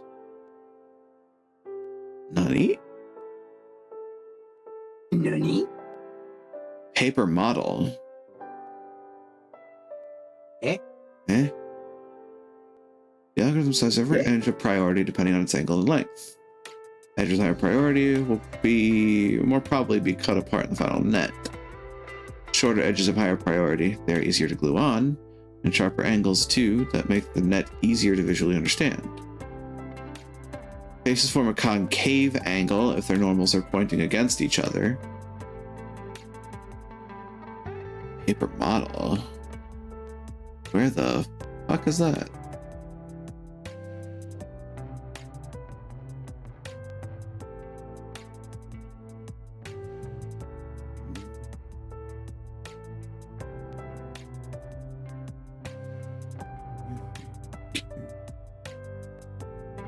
Reject from view. Mark seam, clear seam. It's all reset. Huh. Fill, grid fill. No. Where is this located?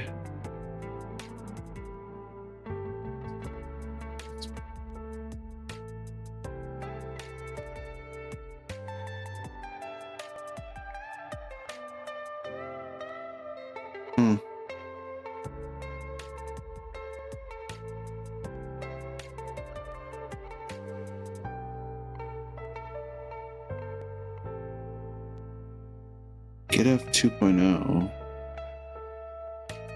This appears to be an import thing.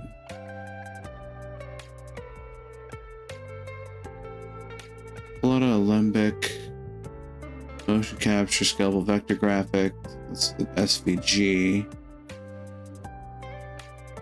I don't see paper model in here though. Don't see an export either. Huh, weird.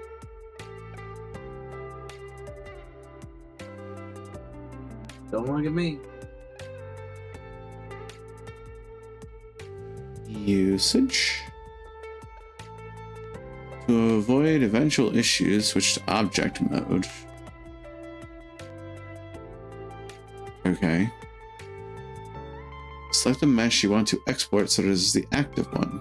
You want to get results quickly.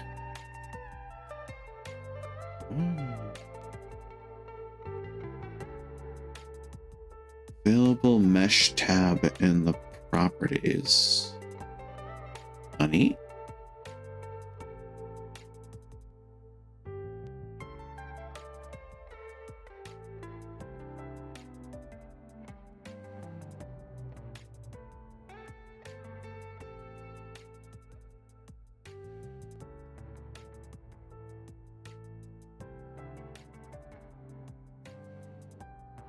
No, that's not what I'm looking for.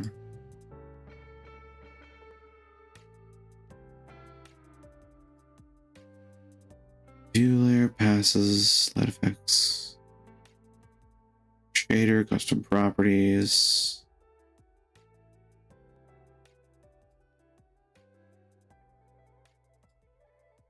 Collection.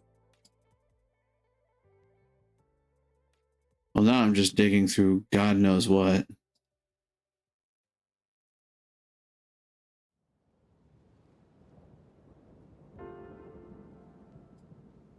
We still have our 3 UV maps. That's cool. Any hoozles?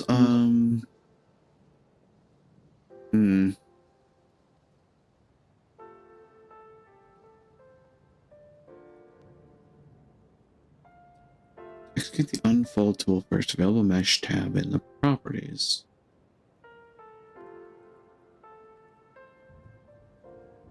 Mesh tab in the properties. You notice that they have more pictures.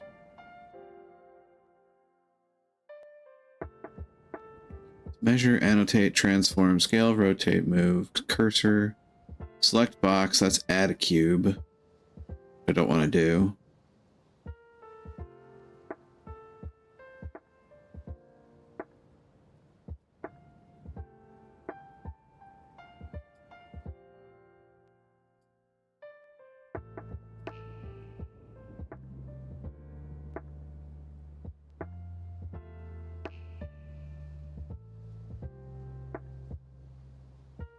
Oh hum.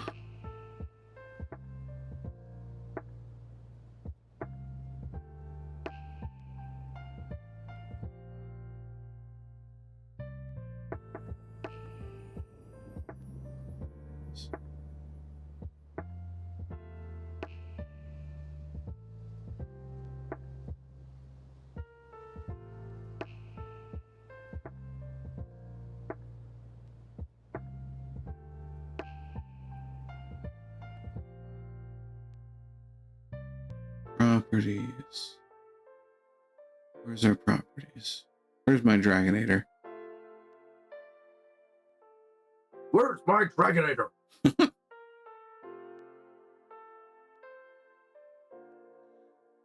Unused data blocks. Huh.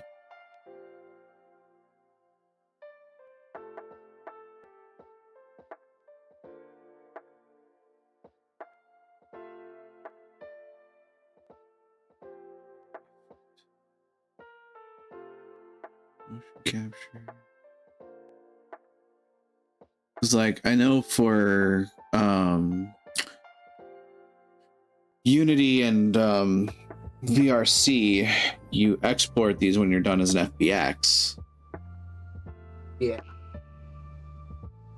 But that's a very different thing altogether.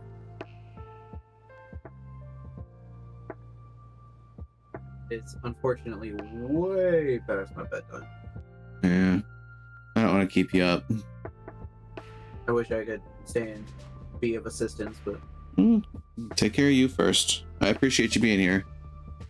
yeah, hopefully you get it figured out, or somebody else pops their head and goes, "Hey, I know what you need." Yeah.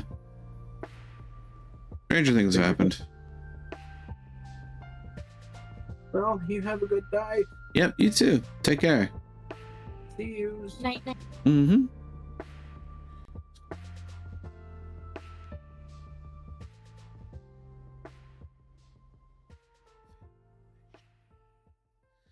But I don't see a mesh tab in properties. I mean, this is the properties editor.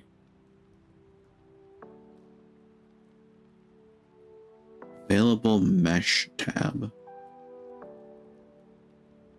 Modifiers, particles, physics constraints, data, material, texture. There's no mesh. Unless it's in one of these sub-menus. Mesh. Mesh? Metadata? That's not mesh.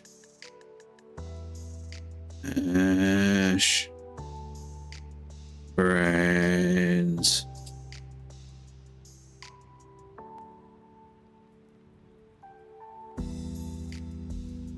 Object. Modifiers. No. It's not an object. Wait. No, it's 4.0 manual. Just had to make sure about that. Mesh. That's particles. Physics. Huh. Interesting. Constraints, data.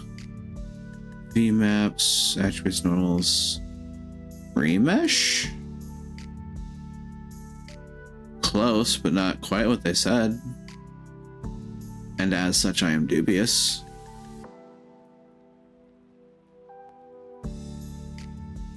Preview, surface, volume, settings, line art, viewport. That's texture, which does its own thing.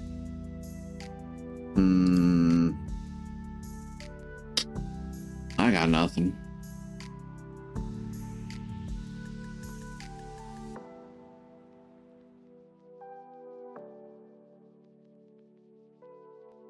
Unless it's in here somewhere and I'm gonna find it.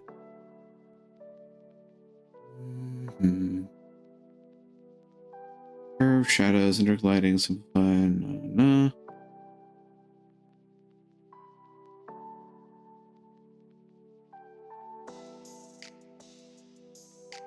You know,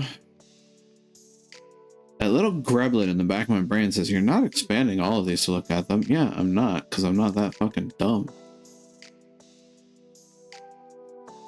I'm stupid, not an idiot.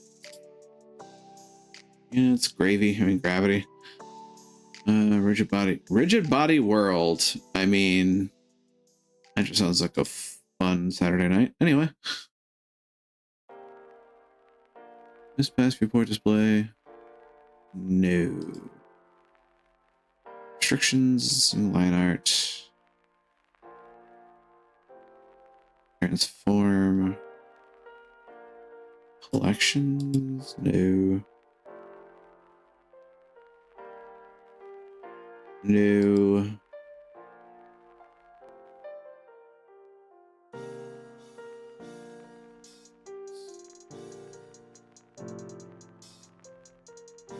Normals, texture space, remesh.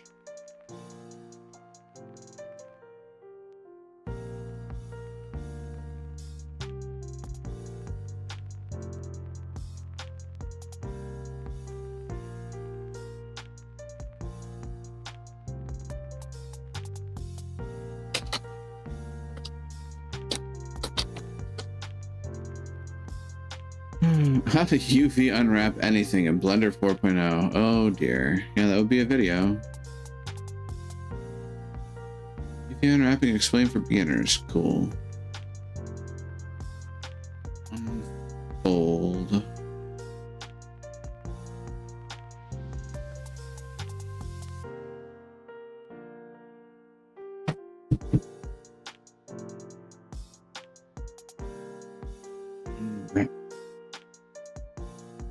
flattens the mesh surface by cutting along seams. Useful for organic shapes. Selecting all the faces you want to unwrap. UV editor with UV unwrap or U. This method will unwrap faces and reset previous work. The UVs menu will appear in the UV editor.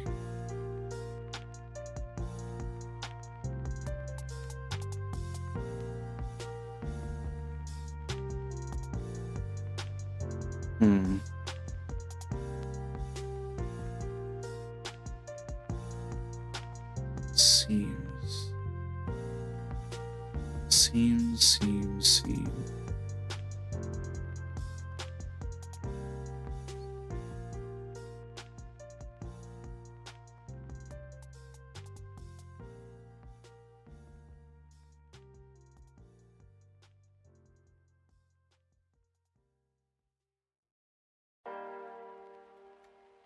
I have a wild thought.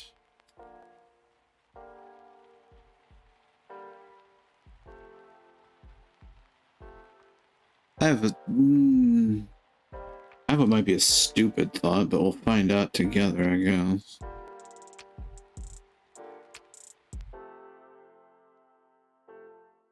I actually don't want...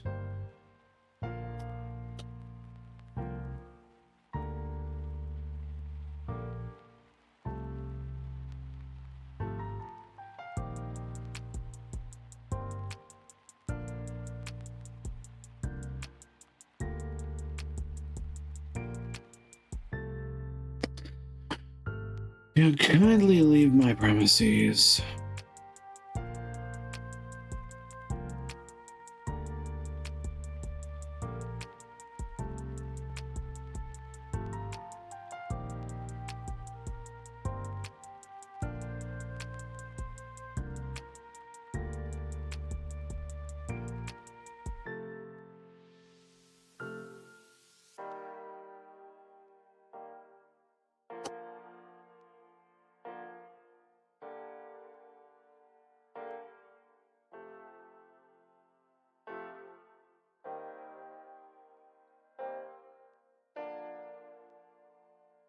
This whole big kit and caboodle.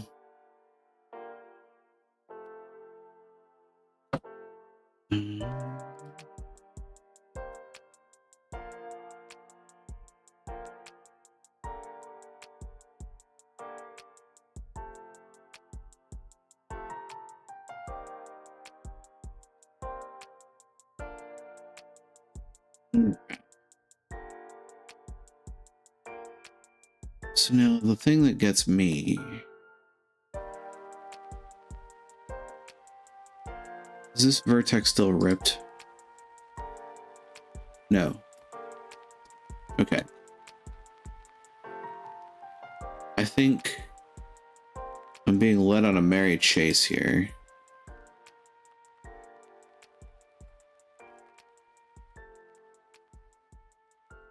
So what if instead I say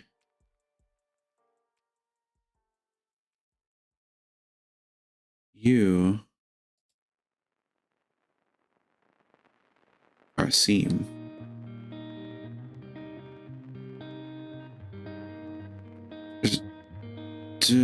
Mark's seam. Yeah. So now what happens if I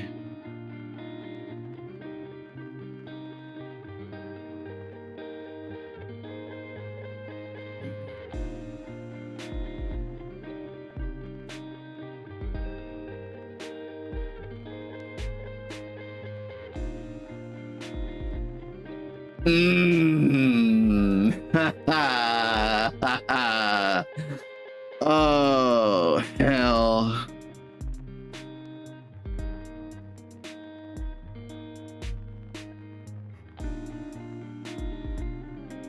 I think I found it.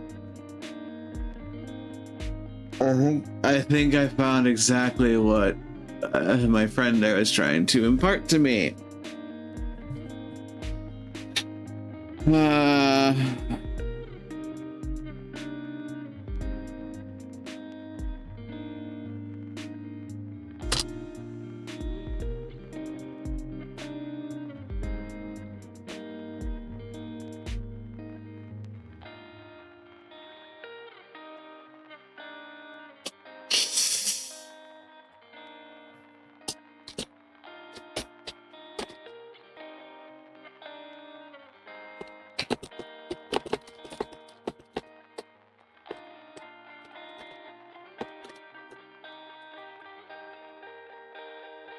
maybe I should have been listening to the documentation. Maybe, just maybe. So, I mean, if I do more, I say, for giggles,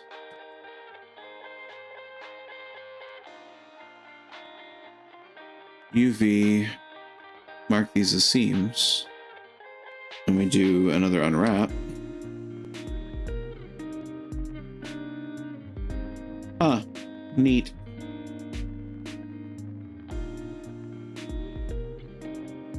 But is that really undoing much?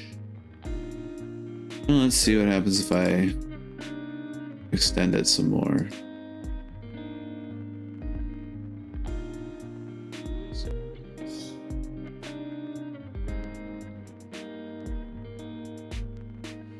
Actually, it's looking wonky, but I think it might actually be working.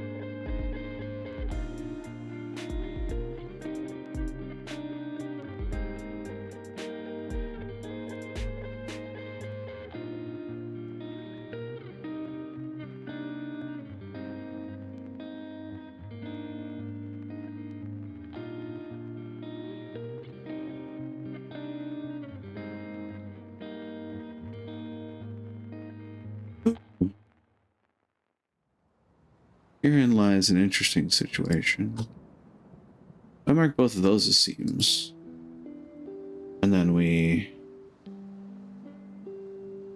Oh, banana.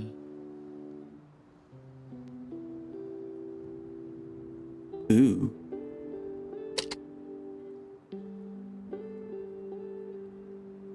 We unwrap that, then it splits. Much like one would expect, you know, an orange skin to split. Like, how did that? I mean, I can hold on to this. I can hold on to this. As a matter of fact, I can save this as a copy. Seam test. Seam tests. Save that as something completely different. See, I'm thinking mostly.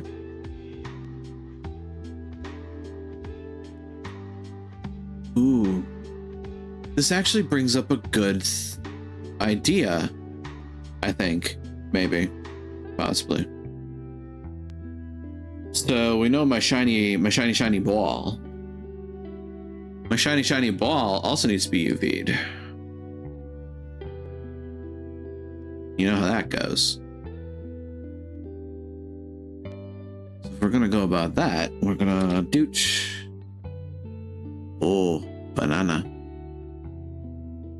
Okay, you with the face. Is this all selected? Select all. Yeah, it's all selected. Okay. Then what I need is edge select. And what we're gonna do. So we're gonna get rid of that. Zoom in a skosh, hit that. This. Actually, Alt Z to get rid of the. Yeah. You picking up what I'm putting down? Because I'm putting something down. We got this.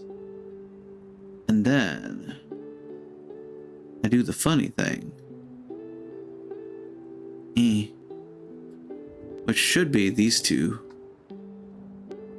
then, staying with me here, cameraman.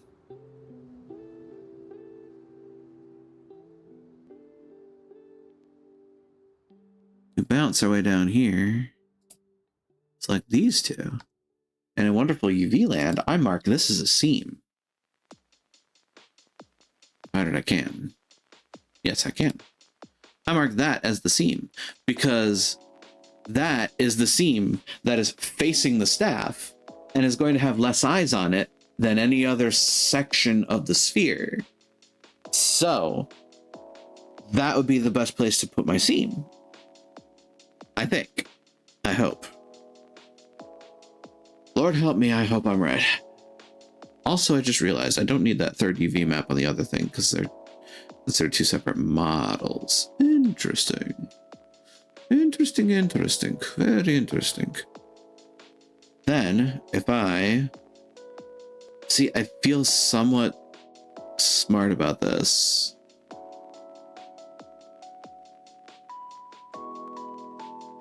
I select the whole thing. Oops. Alt Z. I do this, and I sphere project. That looks distorted as fuck. What if I just do a simple unwrap? Still distorted. Huh. Interesting. But it does unwrap along that sphere, which is interesting. Or along that seam, which is kind of cool. Huh. Maybe, in this instance, a seam is not all it seems to be.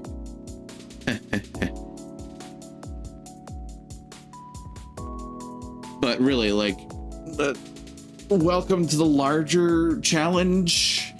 If we're talking about taking a paper craft and making it lay flat, of course, one of the more challenging things is going to be a sphere.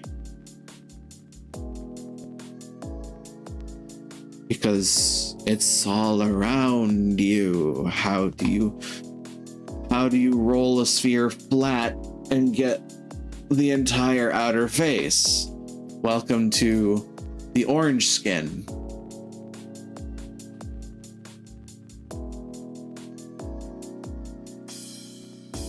And that's the trick. You need more than one seam. You'd need more than one seam to get something that's, you know, the least distorted. The alternative is that I cubic project a sphere, which... Don't think about that too hard.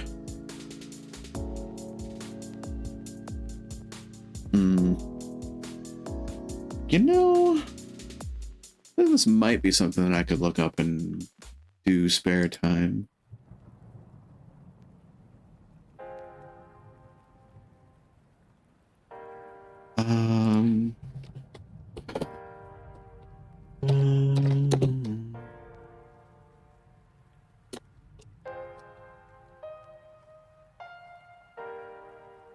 uh, 2-minute video?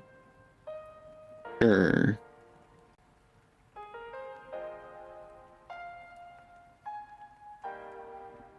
Sphere. Uh-huh.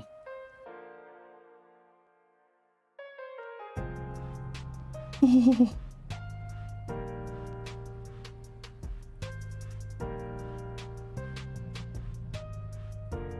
Hello, how are you?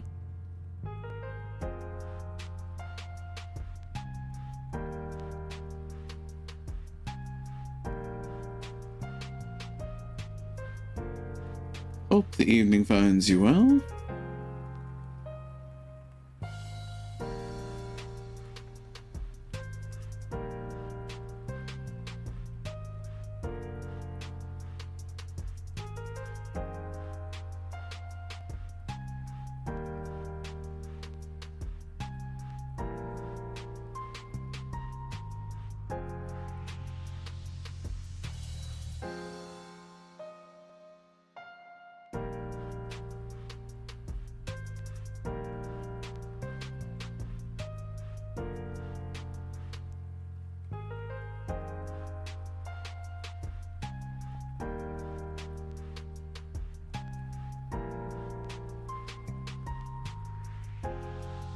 Huh. Interesting.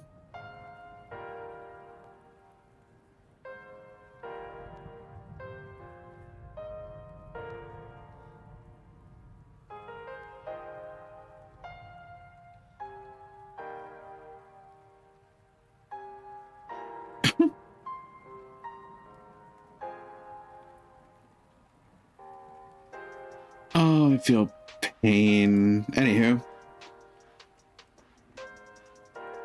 So why did this suddenly decide to say that it's gonna act strangely?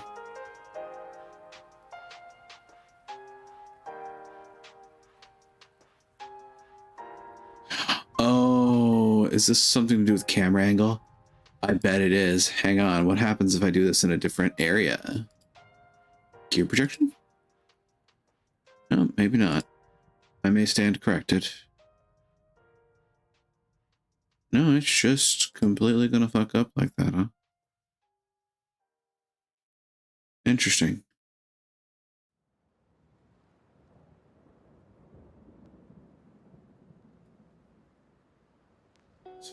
That.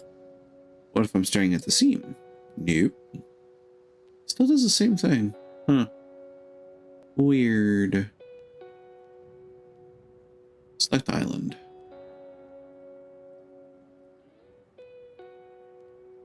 There's more than one island here. I said as if that wasn't obvious.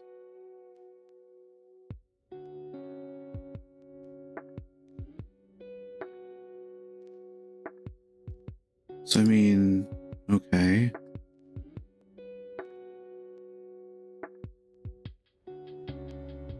Huh. Come to think of it, how is it doing that? And what is causing that selection? Because that doesn't seem to be following the seam at all.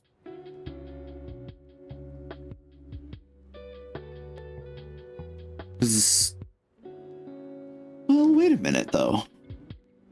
Is it following the seam? Over here in edge selection land. If I select these edges.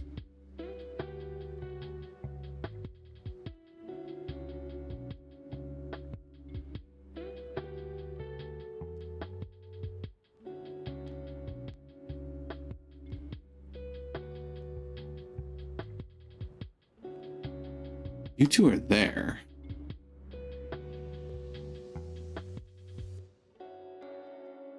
And you two are there.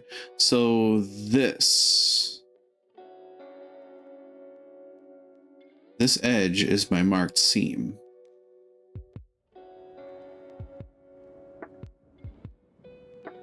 So if I start selecting these things,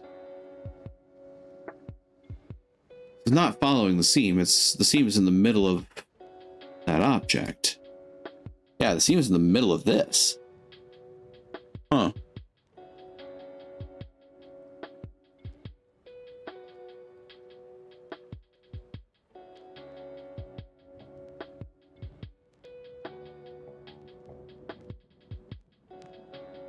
Interesting.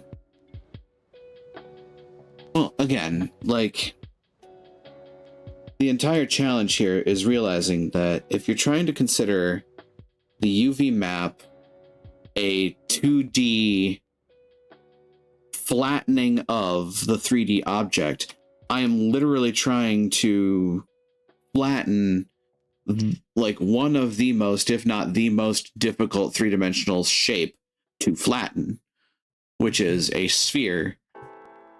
Like, I can go talk to map makers and globe makers for millennia back at this point and say, hey, so about those spheres, and every one of them be like, motherfucker. Of course, a lot of them would also be like, how'd you get here? Why are you in my studio?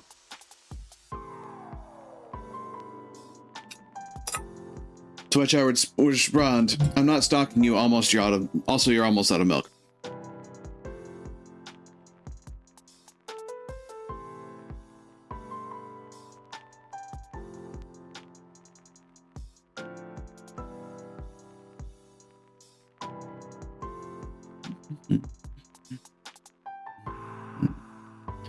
1, 2, 3, 4, 5. It's also kind of interesting to me that one of these keeps an outer ring, while the other one doesn't. And I'd be willing to bet this is the top.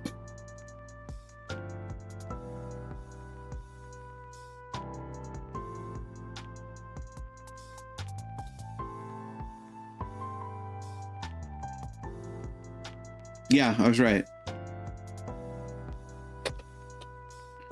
It's like if I select, yeah. So that's the top, which means the bottom is the one that grabs the extra set outside of its ring. So if I were to select, say, this, ta-da, that is the bottom.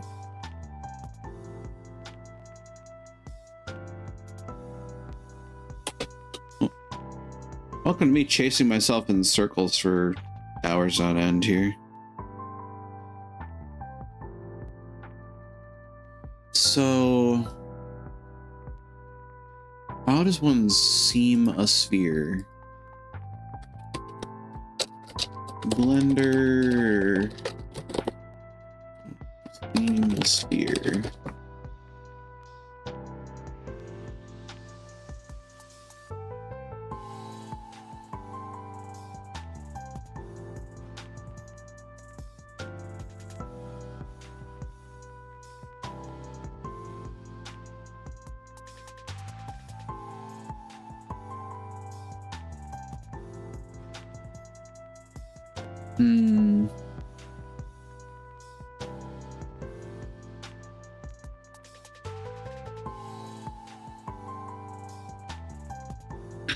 In the image I'm playing around with.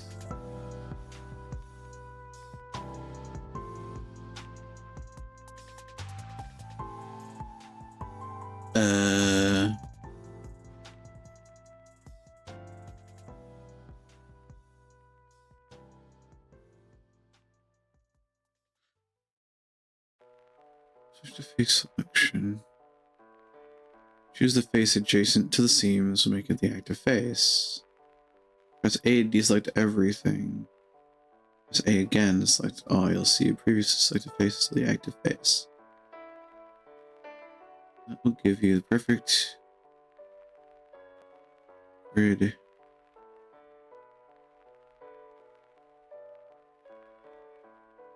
Huh?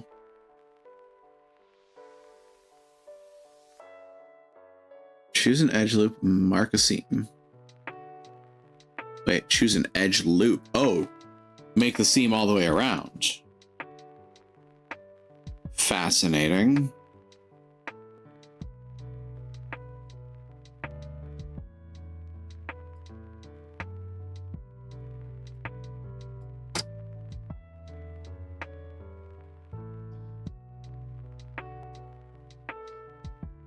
Select loop, edge loop. No, that makes this weird. I feel like. Anyway. Switch to face selection, choose a face adjacent to the seam. This will make it the active face. Face selection.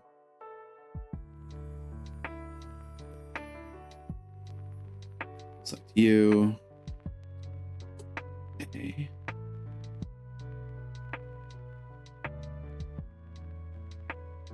For you to unwrap, then choose follow active quads.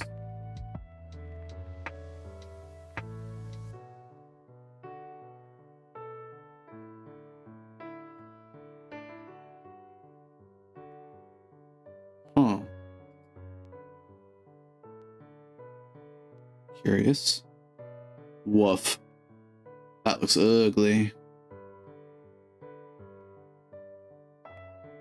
Actually. Isn't there, no. But yeah, it's follow active quads.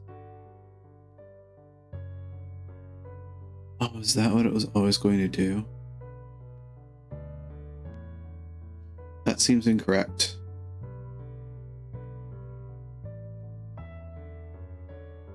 Huh. Interesting.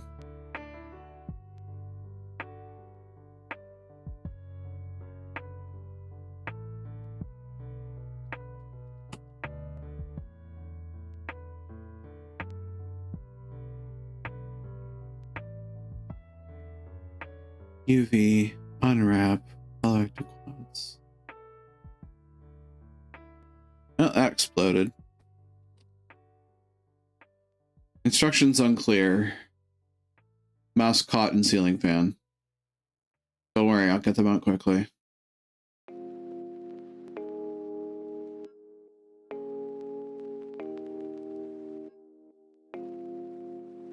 Oh, so this isn't Blender, is it?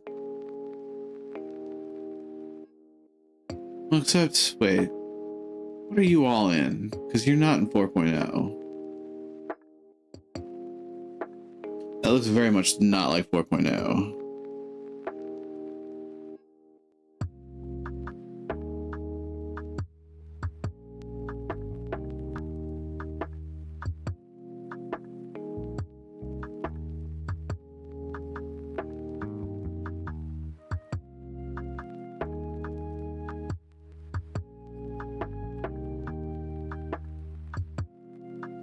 Yeah, something's not right there.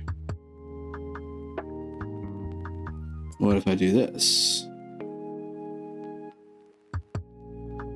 Doesn't change a single freaking thing. Cool.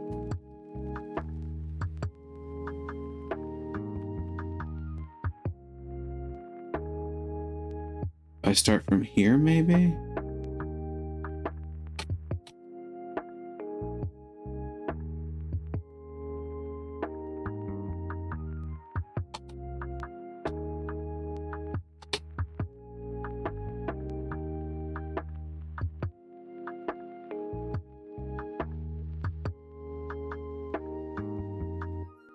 Whoa.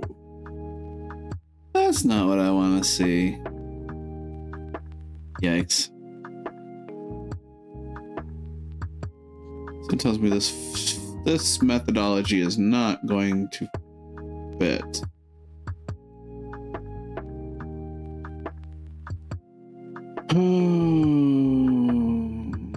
Complete this because I haven't seen it on BSE. You can also sphere projection. It's true. I changed the seam. What does sphere projection do now?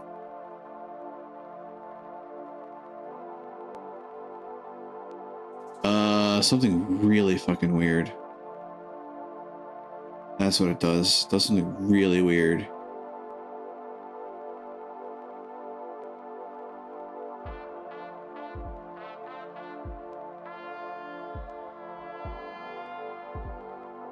Does changing my viewpoint do anything?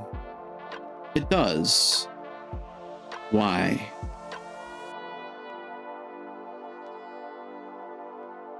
Huh. I mean, that's distorted to all get out and back, but...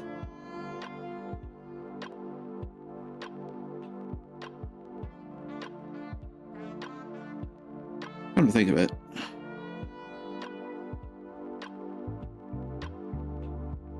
New material.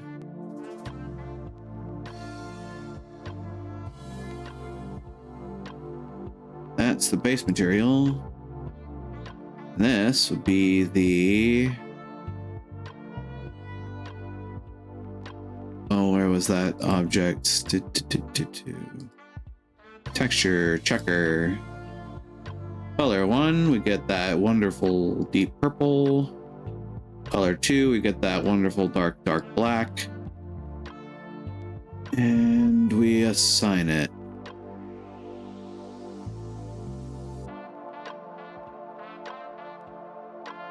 Our sphere be doing funny things.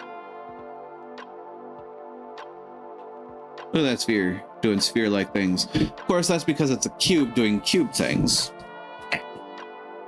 So, you know, there's that. Which... wait a minute. That's the case. What happens if I cubic project this? Oh yeah, this. Right, that's where I started this problem. So, really, ultimately, attack the islands.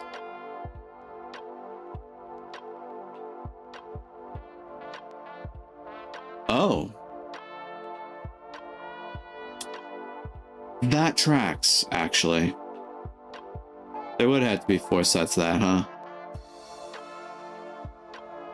This is certainly not as bad as I would expect it to be. Actually, come to think of it. No, that's what I would want because there's no distortion to that.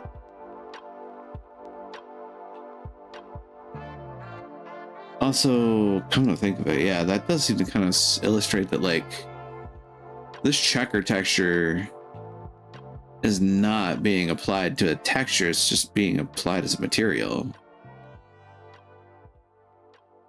So I think there is something to that. Okay. I think the UVs are different than this is letting on. There may be less danger to this than I thought. We go back to the staff though. I bring the staff back up. One of the things I had to do. Oh, where was that information? Is it under? No.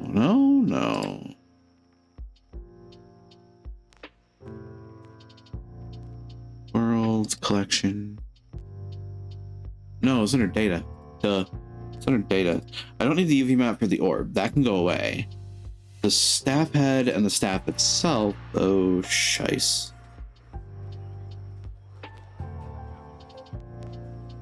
What? How did you? This is the staff head. Staff needs to be something completely different.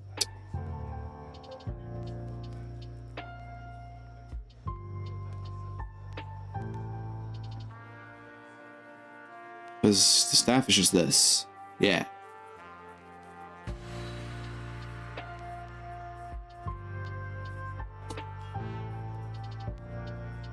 Staff head, on the other hand, is just this. Which, yeah, a little bumpy. Hold on.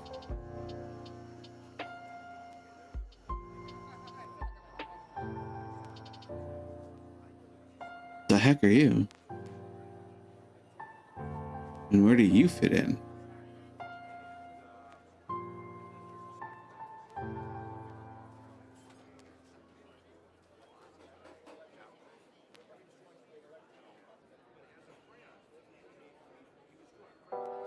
Huh. Where are the two of you?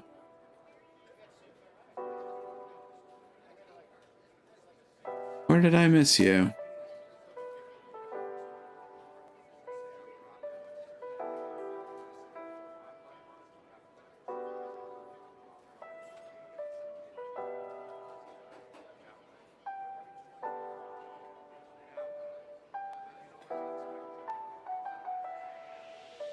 You just stay away for a second here. Where? No. No. No. Not part of this, are you? Not that I'm aware of. Y'all are there. Yeah, that looks all of you. Where are those? Where are those two odd boys out? Time to play Hunt the UV. There really needs to be an easier way to track that. See, select you. Where are you?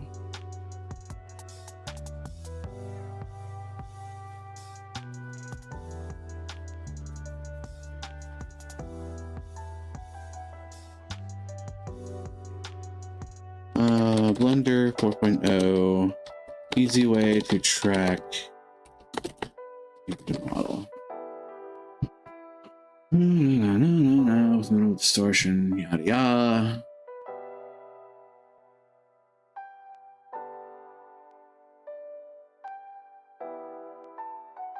Yeah, I don't know how to ask this question in a way that's going to be easy to... Wait a minute.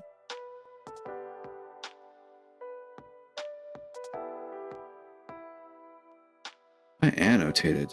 What does that do?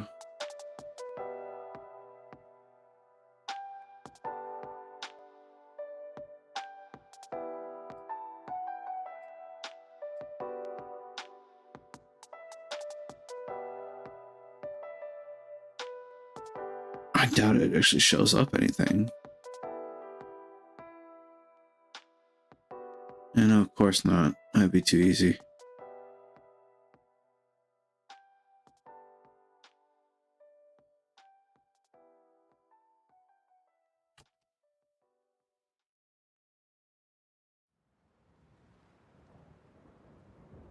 Turn off the orb, assign this material. I'm getting tired of staring at the checkerboard.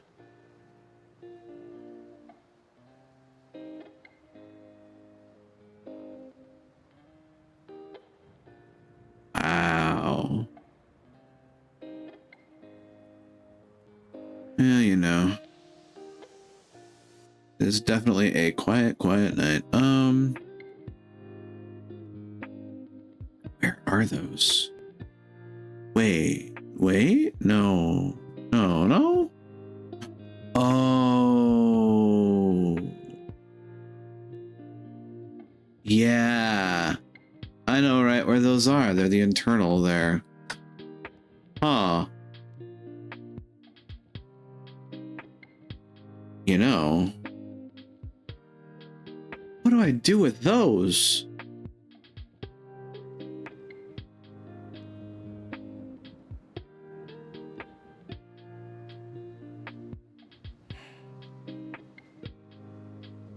Those shouldn't get any texture at all. They're internal.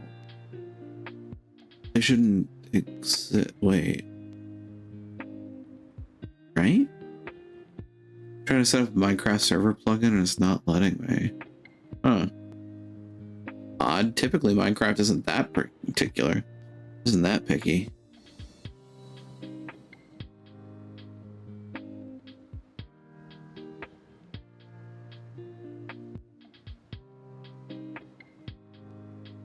These faces are inside other geometry. Ooh. Do I have...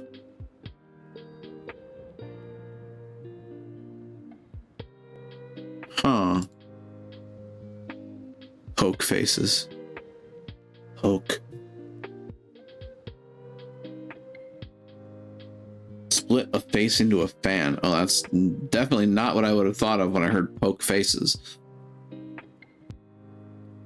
Of course, to be fair, when I hear poke faces, I hear invade personal space, but that's just me. Dissolve faces. Excuse me? Why does this sound so drastic?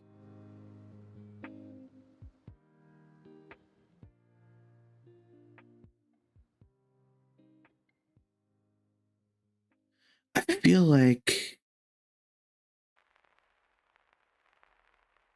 Huh. And the worst that happens is I undo. Delete. And with that, this should be good, I think. I would wager.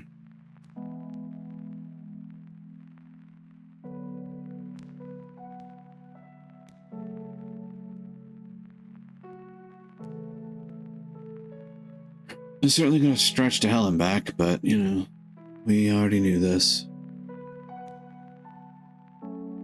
Select all UV, pack, islands, go. Like the internal doesn't distort much at all, if at all. Now with this, I actually think, I dare say I might have actually gotten this to work. Holy crap.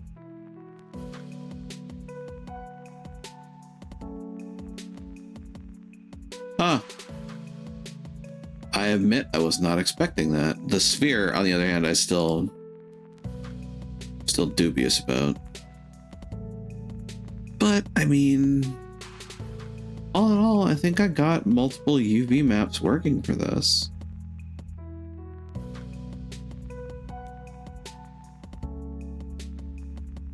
Meanwhile, back at the ranch, actually, come to think of it, this automatically bumped me to a different UV map.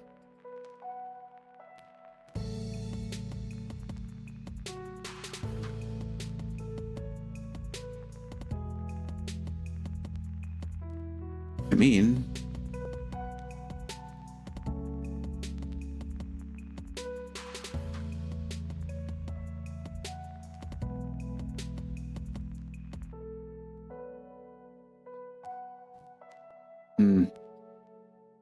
see, I'm curious about that now. It's like, what do I do?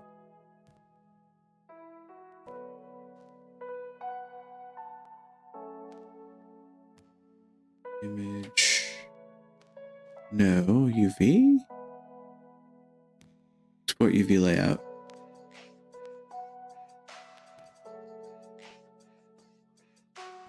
I mean, I'm curious to see what it looks like.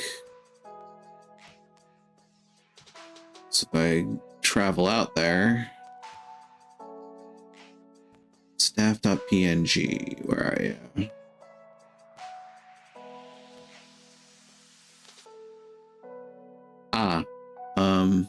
You don't look like anything. How do I do that again?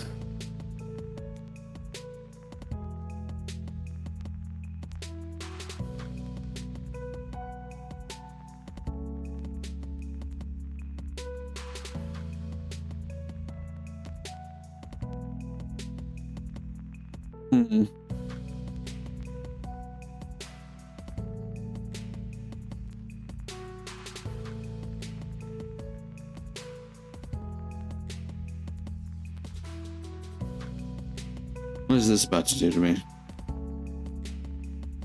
Oh, references. Oh. There was an error that I didn't catch in time. I have multiple UV maps, but then...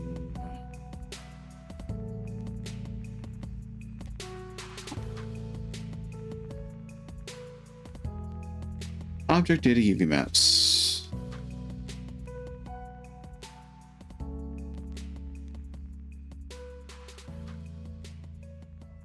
Used for different textures, yes. For more information, properties, object data UV maps. You have an active object inside the properties editor on the object data tab. UV maps panel contains list view, lists UV maps created for this mesh. Render click camera. No other maps explicitly specified. Properties, object data. Texture space. I don't see that. Hold on.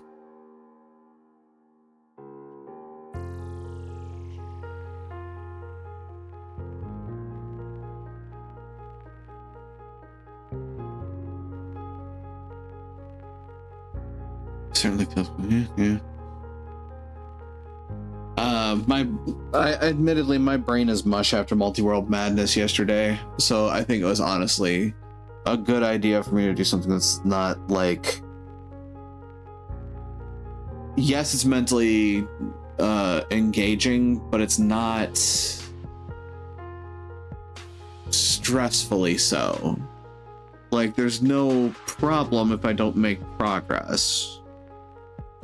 Whereas in a video game, if I don't make progress, it feels less good. You know what I mean?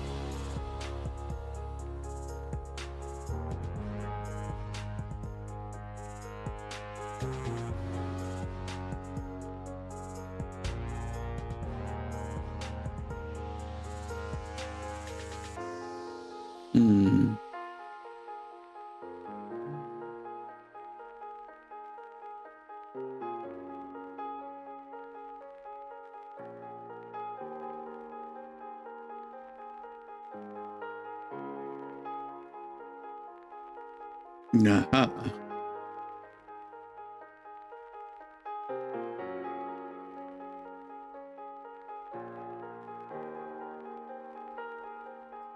That makes me think.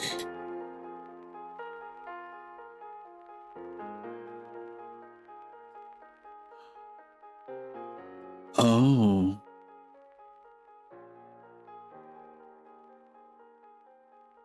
There are differences, but then is that, wait a minute. Staff had selected. That's staff. Huh. What am I trying to make? So at present, I'm working on the UV map for a staff. And the basic idea being, you know, it's going to be a staff with an orb in the center, and that orb will likely have some fun effects attached to it and whatnot. It's just in the meantime, I have been taught that you can put multiple UV maps on a model, which is cool. And I'm realizing now that there are differences between these. And I'm wondering to myself if what I would need to do is, because one of these is supposed to be the map for the staff head, the other is the map for the staff itself, the staff body. So the staff body shouldn't care about the staff head, so shouldn't I just get rid of the staff head elements? That seems to make the most sense to me.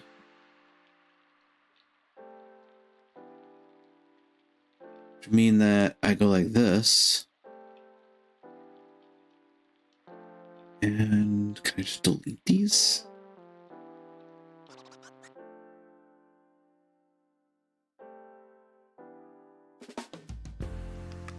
What happens if I hit delete?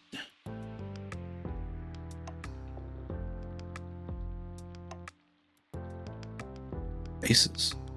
Oh, bad idea. Undo that. Over here, though. Delete. I can't delete these. Can I remove them from this? All part of the same object, I guess. Huh.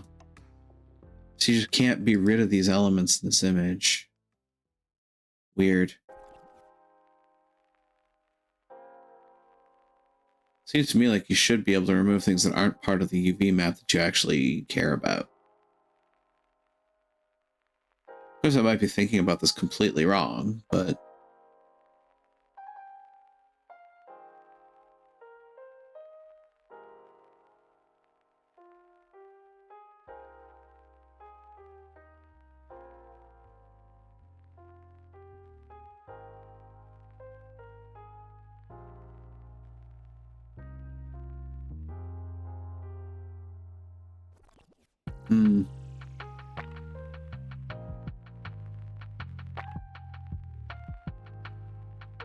What's interesting is that the staff UV stays the same between the two.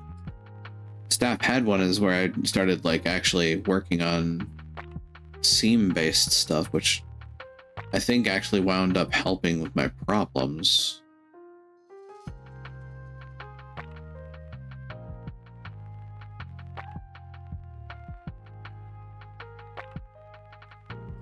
Staff itself is also just fine in this field.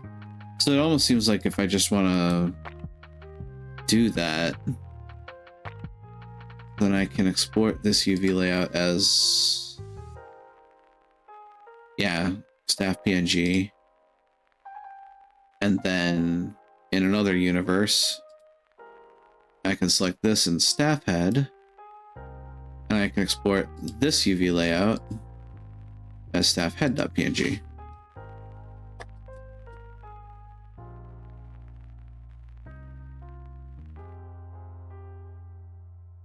Ta-da! One would think.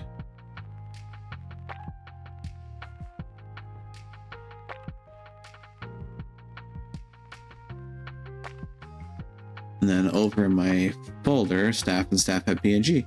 Yeah, so it's just the two different UV overlays, which that's pretty cool.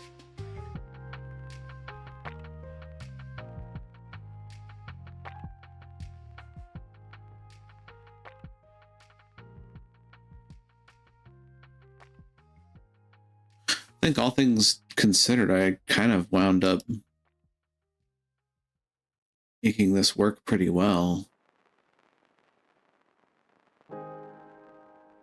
I will, however, say, over in Orbland, the UV map for the sphere is kind of interesting. And I'm not sure how well that's going to work. I think I might have to revisit this with a friend at some point.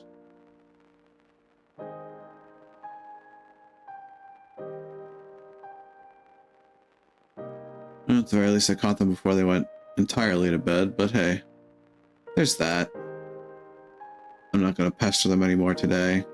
Say I had to get to sleep for work.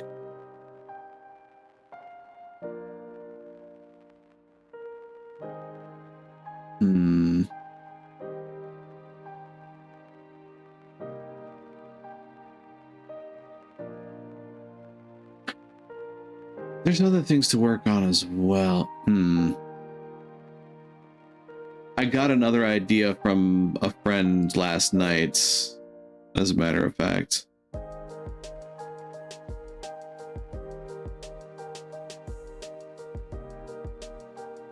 I wonder.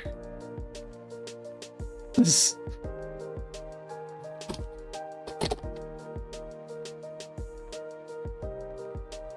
I need a good image of this. I mean, in theory, that shouldn't be too hard to do. In practice, it's probably somewhat difficult to do.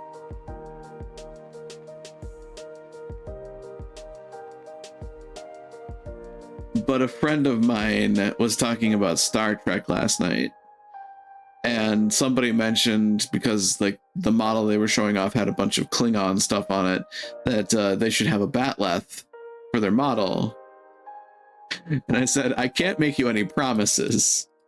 However, I have been working with Blender recently, and I could try my hand at making a Batleth.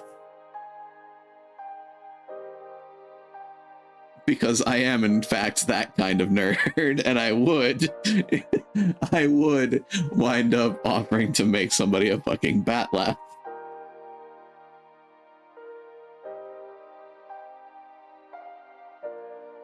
It's another project. It's something I can work on.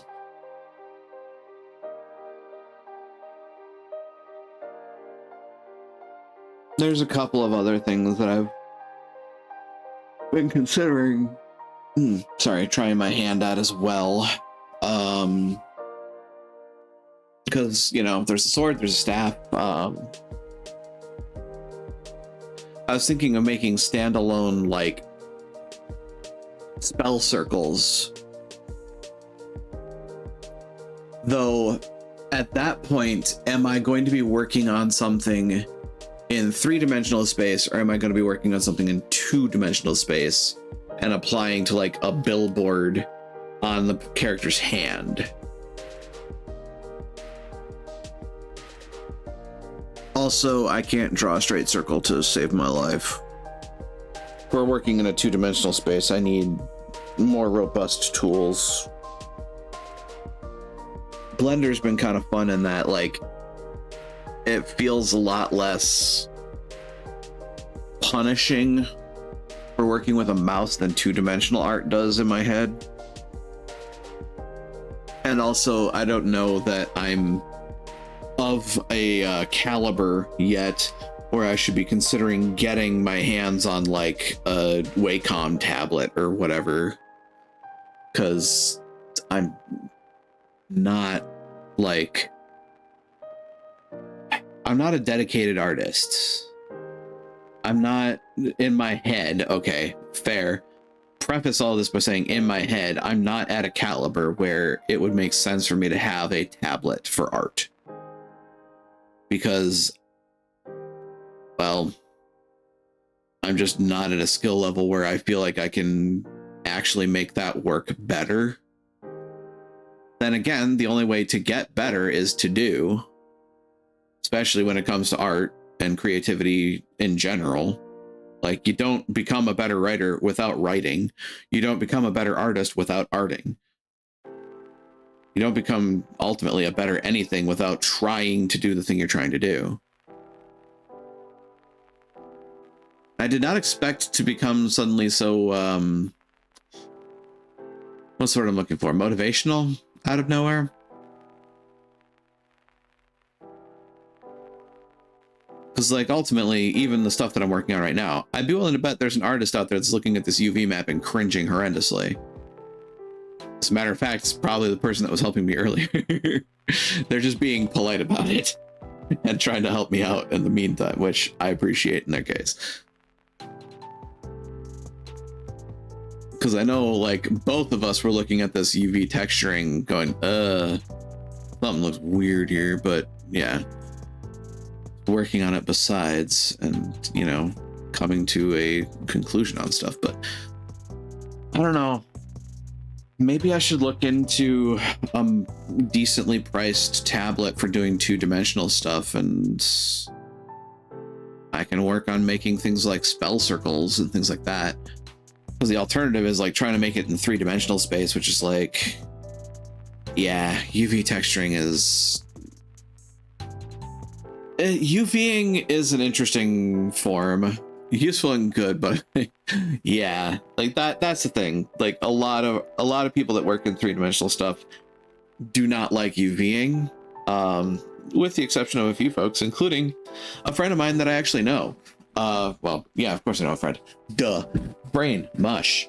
But yes, like a friend of mine that has actually helped me with this stuff in the past. Like he and I, like he walked me through like a simple UVing for my sword. And ultimately, yeah, he pointed out that he's actually pretty fine with making UVs. He finds the process not all that bad. Meanwhile, the person I was working with today, he was like, I understand that you had to UV, like I understand how to UV. I hate going through the process for it because it makes my brain hurt. Because like they brought up, hi Black Queen, welcome on in, hope you finds you well.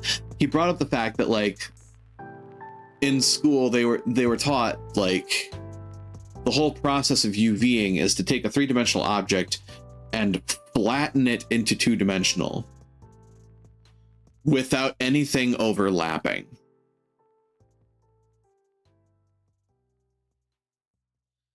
So originally, when I was UVing the staff head, there's one part that was like really easy to do for that because, well, you can just take this inside cup of the staff and you can lay that out flat. You just, you know, hold one end and shoot all the way up to the top. And that works. However, if you go to the outside version of it and you try that same process, it's not going to work because the paper is curved. Like the paper is like cinched in spaces. So when you try to do that, it's going to deform the paper and it's going to cause distortion as you roll up the page.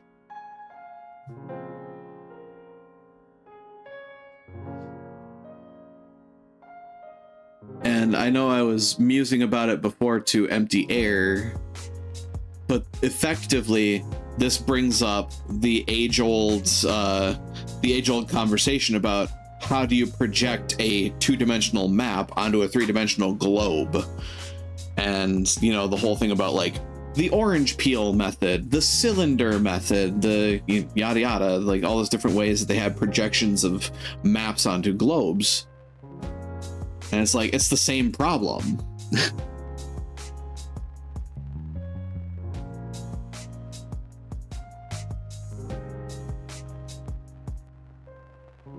And so, as you can see with this UV map on the left-hand side, the full, like, one continuous object thing on the right-hand side here, this one, oops, hang on. This whole big thing, that's the inside cup of the staff. And this is the outside cup of the staff. And like, as you can see, I effectively had to trick the program into effectively ripping the outside apart like an orange peel. It does kind of, doesn't it? You know, sometimes I regret things. Nah, you're good. My brain is mush today anyway, so. But the basic thing that I bring up here is, like, you can actually also see it on the model here, like these red lines. These red lines are my defined seams on this model. So those are where these splits, like right here, arcing outwards, and like here is like the top seam tearing that open. And then there's also just a seam at the edge here, specifically to split the underside of the staff head so that it can actually wing outwards properly and get rid of the distortion that was being caused by everything being one contiguous segment. Because think about like if you had this as a physical piece of paper and you try to take, you know, you try to take this edge and this edge all the way down here at the bottom of the square, because those are the two that would be glued together to make that one line at the bottom of the staff head. If you try to stretch those all the way around, keep that all together, and then flatten the image out, it's going to cause distortion. It's going to cause problems with your paper.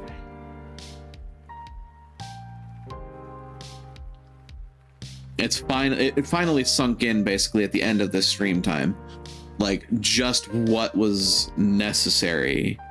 And quite honestly, I might not be done with the seam. I might actually have to like extend one of my seams to finish this and not have something distorted. I'm not a master of this craft. I literally have just been picking up what my friends Dragon On Game and Wandermeyer have been teaching me, or Anastroniets rather.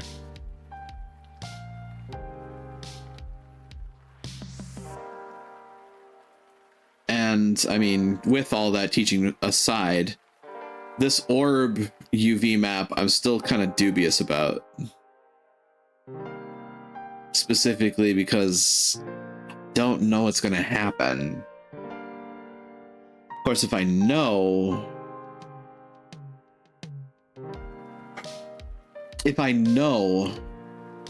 what section is what, that helps.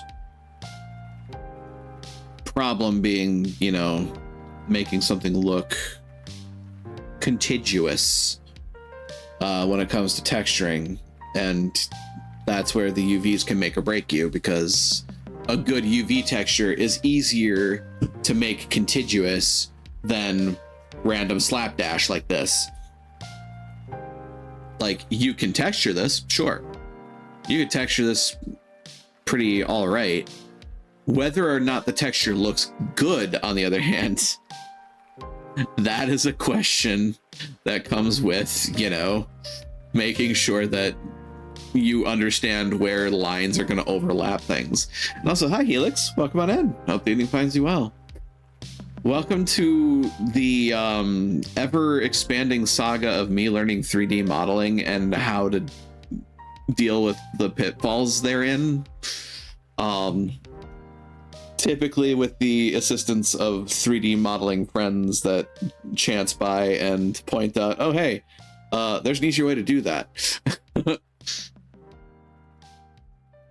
It's typically my 3D modeling friends or my 3D art friends that are like popping in and going, Why are you doing it that way? I make them cringe hard enough. They train me. If I get my avatar textured and be happy with it, then you got this. That's really cool. 3D modeling seems... 3D modeling, honestly, to me, 3D modeling is fun. It's like... It's weird. It's the computer art version of playing with clay. And that is something that I actually like and want to get back into, is like not sculpting, but like pottery. Like big old tangential story time. Back when I was, oh god, must have been between the ages of 6 and 8. My dad worked at the college that was in our town, and so did my mom.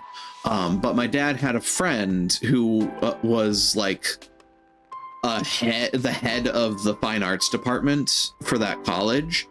And like every once in a while on a Saturday, we would go out to the fine arts center, and he would be hanging out in the pottery area.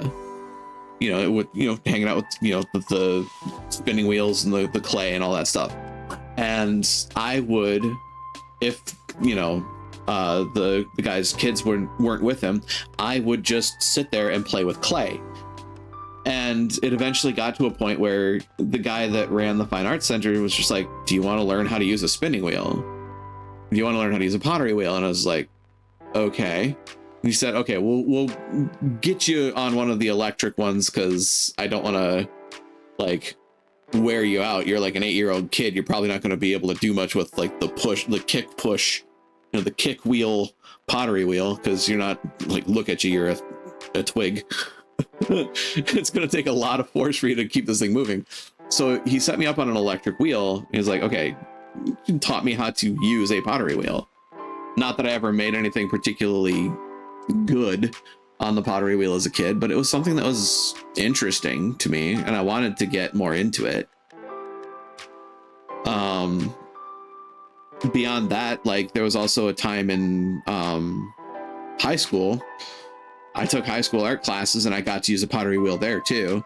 And I'm so honored, because I was basically the one student that the art teacher at my high school said, you're mature enough to learn how to do this. And she taught me how to pull a handle for a mug that I made. Yeah. It's kind of sad. I was the only student that you thought was mature enough to understand how to pull a handle.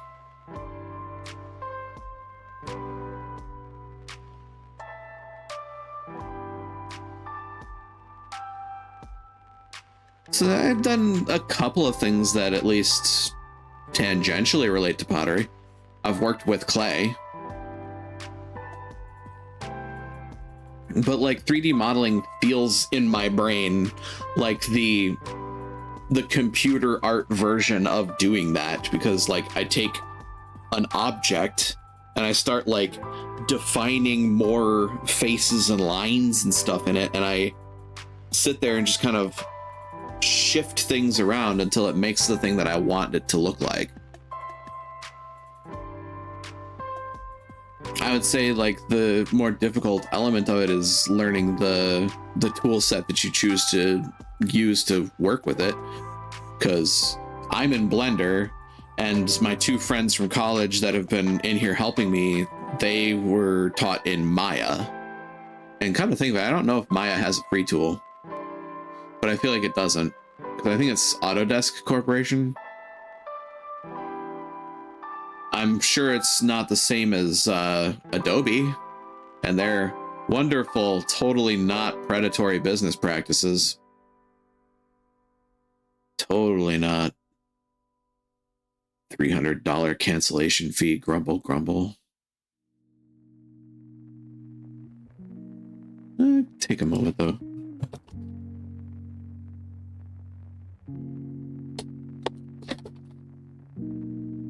Is there a free modeling tool for Maya? There's a free trial. The 30-day free trial. And it is Autodesk Maya, yeah.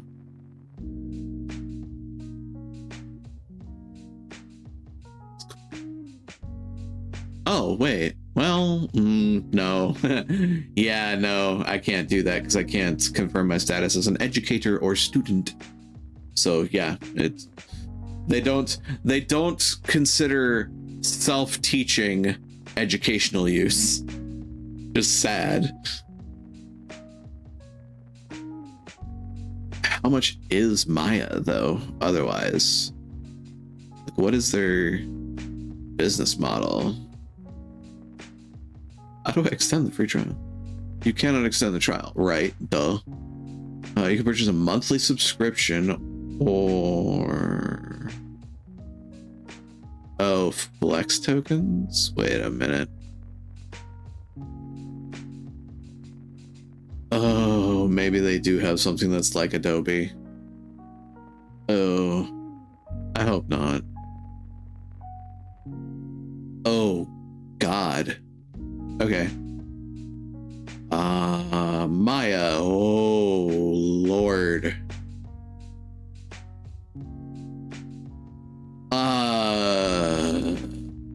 No. No. I'm sorry, but no. Like that is not a price that is paid by an individual. That is a price that is paid either by a corporation or is paid by an individual that is itemizing that for a tax deduction. Cause I'll demystify it for you. Maya is $1,875 for a year. It's right up there with Adobe's Photoshop stuff. Yeah, no, that's not a hobbyist thing. That is a careerist thing. Like, that is, you are either a freelancer and you itemize that for tax deduction, or you're a corporation hiring a bunch of artists and you're absorbing the costs and likely also finding a way to tax deduct it. That's not for somebody that's like, I make the occasional 3D object here and there. Got a friend who learned Maya in animation school is now having to unlearn all their Maya habits and trying to learn Blender.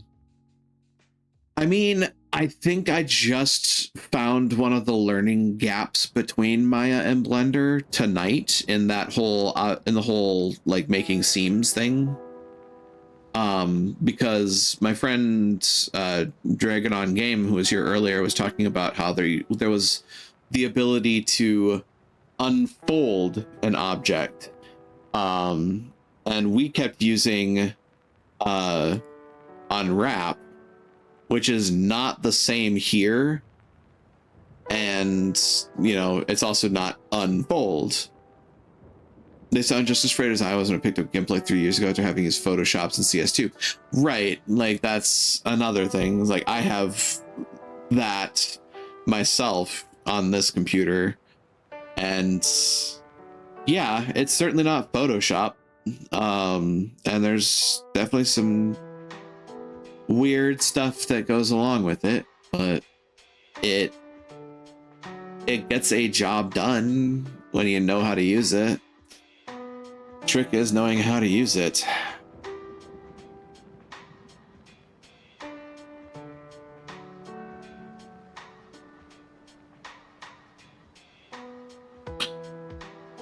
I do think that in the end, I would say is that Blender's probably going to be able to comp like 85 to 90-ish% of what Maya can do. It's just not all in the same spot. It's walking into somebody else's workspace and performing the same job that you typically do. Hell, all the times I've had conversations with my coworker about how they code if statements, because hang on, I can illustrate this one with like a notepad, provided I do this right. Hold on.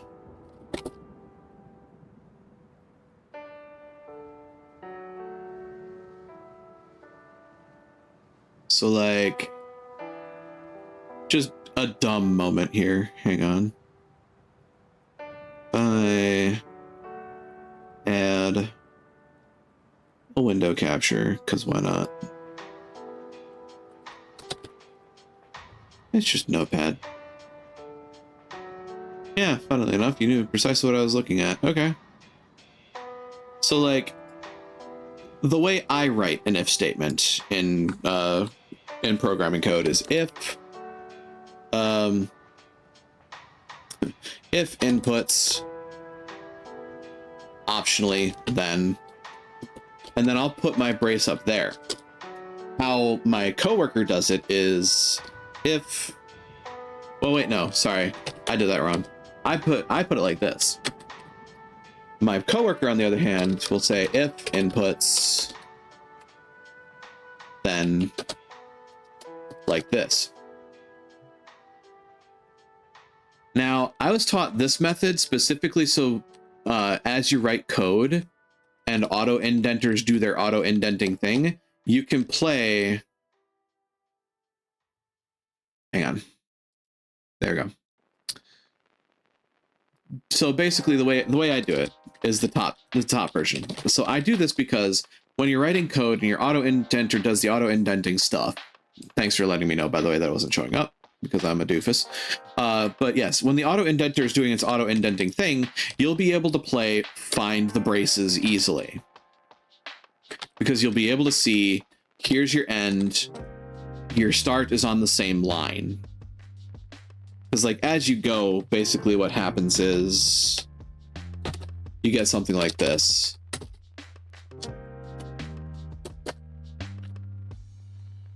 So as your code indents, you'd be able to see, okay, here's an end, my start is on the same line, there's my start. If you write it like this, then you start seeing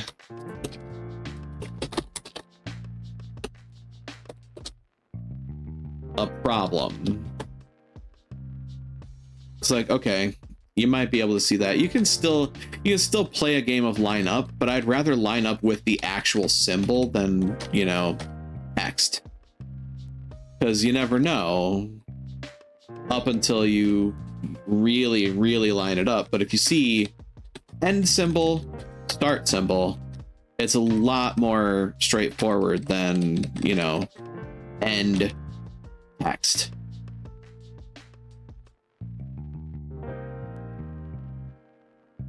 At least that's the way I see it. Welcome to differences in coding structure. Like, this is what I went to college for. The 3D modeling thing, I'm learning as I go. By other people coming and being like, why do you do it that way?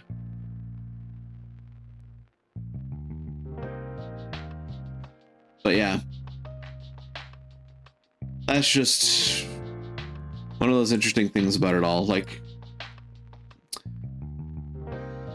everything has its idiosyncrasies, and at the end of the day, things will function the same, but be written differently. Everyone's got opinions on how something should be done correctly. Exactly. But at the end of the day, if it functions, 9 times out of 10, it's done correctly. May not be done eloquently, but it's done correctly. Exactly. As long as you make it work for you, then you're good. And that's the thing, is like, learning any program is learning how to make it work for you. 99 bugs. Yes, 99 little bugs in the code. 99 little bugs. Take one down, patch it around. 397 fucking bugs in the code. I have stories about this. They're not fun. Funny, but not fun. Anywho. I've gone a little over time with my impromptu story time here. Efficiency versus stability versus simplicity. There's always trade-offs. Pick 2. Fast, cheap. What is it? It's fast, cheap, and right. I've already lost my triangle. It's fast, cheap, and good. Fast, cheap, and good. Pick 2.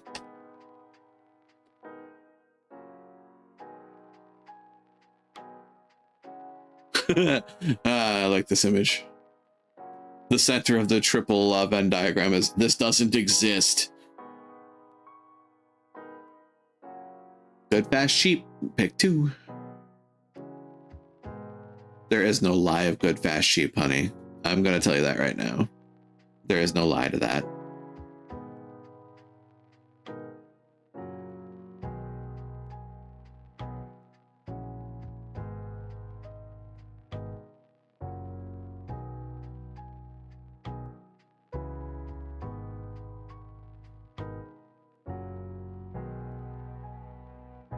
Because I can already tell you that this article is going to say, no, there is such a thing as good, fast, and cheap. It's shorting your workers. And I'm going to tell you right now, we noticed that and we're not appreciative of that.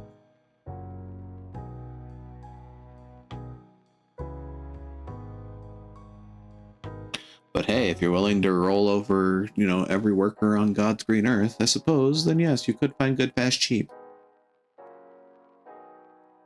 Anime studio map. Yes. Anyway, I'm going to get off my soapbox because I'm already over time by a little bit here.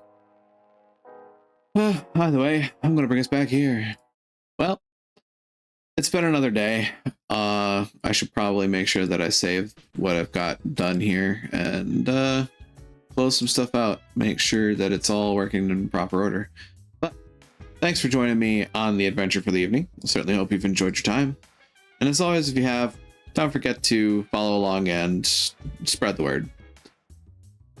I certainly hope that you've enjoyed your time here, and I certainly hope to spread the community. But either way, you can definitely tell my brain is mush because I have had a weekend. Anyway, I am on Twitter. I send my VODs up to YouTube for safekeeping. I have a Discord server, and I have a cluster of social media accounts out there. The links to those are in the bio under the stream, as well as my wonderfully dense socials command, which will get you everything everywhere all at once. And finally, to those who chat, I appreciate you. To those who lurk, I appreciate you. And to those who watch the VODs, I appreciate you. And I certainly hope that I can see you here live someday should the opportunity ever arise. And with that, let us find our raid target for the evening. Make sure that my list is up to date. And there's a fair few folks doing Lethal Company. Goob's doing G-Dub 2. Oh god, I wish I had the mental acuity to jump into G-Dub 2 right now. I don't. I really don't. I couldn't do a rotation to save my life. There's a couple of folks doing Starship Troopers. I wonder if they're working together. Or if it's just a wonderful happenstance. It appears to be a wonderful happenstance. There's another one. What the heck? Did this game sneak up on me, or somebody just, or are so many people just going back in time for a second here? I don't remember seeing anything about a Starship Troopers game dropping. Huh. Neat. Well, let's see. What else we got going on here? Certainly have a host of folks doing Palworld. Yeah, I might not be able to join in Guild Wars 2, but I could certainly throw folks over to Guild Wars 2. Demibutton's still doing Harvester. Oh dear. Oh, Demi. That game is a trip. It is odd, bizarre, obtuse, and a little weird. Just a little. Alright. I think that is ultimately what's going to wind up happening. Unless Goob's like winding up for... Nope. Oh. I think he just stopped. Well, that's awkward. Darn. Heck. Alright. Need to find another target. Well, at least he didn't raid me. Trying to raid out. That would have been awkward. Zath is playing Spider-Man. I don't know. I haven't really been too attached to the Spider-Man games myself. And that's the thing, ultimately, is I'm sitting here looking at things like nothing's really jumping out at me. I could throw us over to Pepper Fox doing Lethal Company.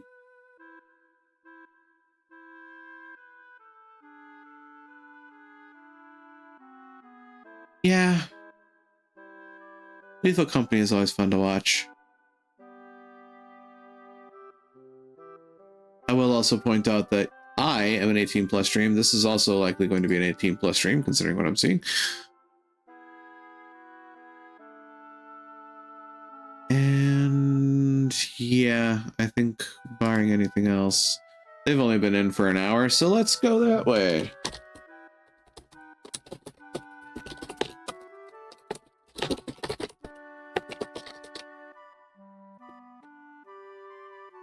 All right, here is a raid message for the evening, folks. Feel free to copy it up and paste it down as we make our way over to Pepper Fox. Make sure I write this in right. That looks correct. All right. We are on our way. Let's see here. With that, the doors are open, the portal is shining in the distance, and I'll say to you all once more, be you denizens, be you hunters, be you visitors, thank you all for joining me here once again in Daimona Marina. Let's go greet another, shall we? Take care out there, and try to be a light in the darkness when you can be.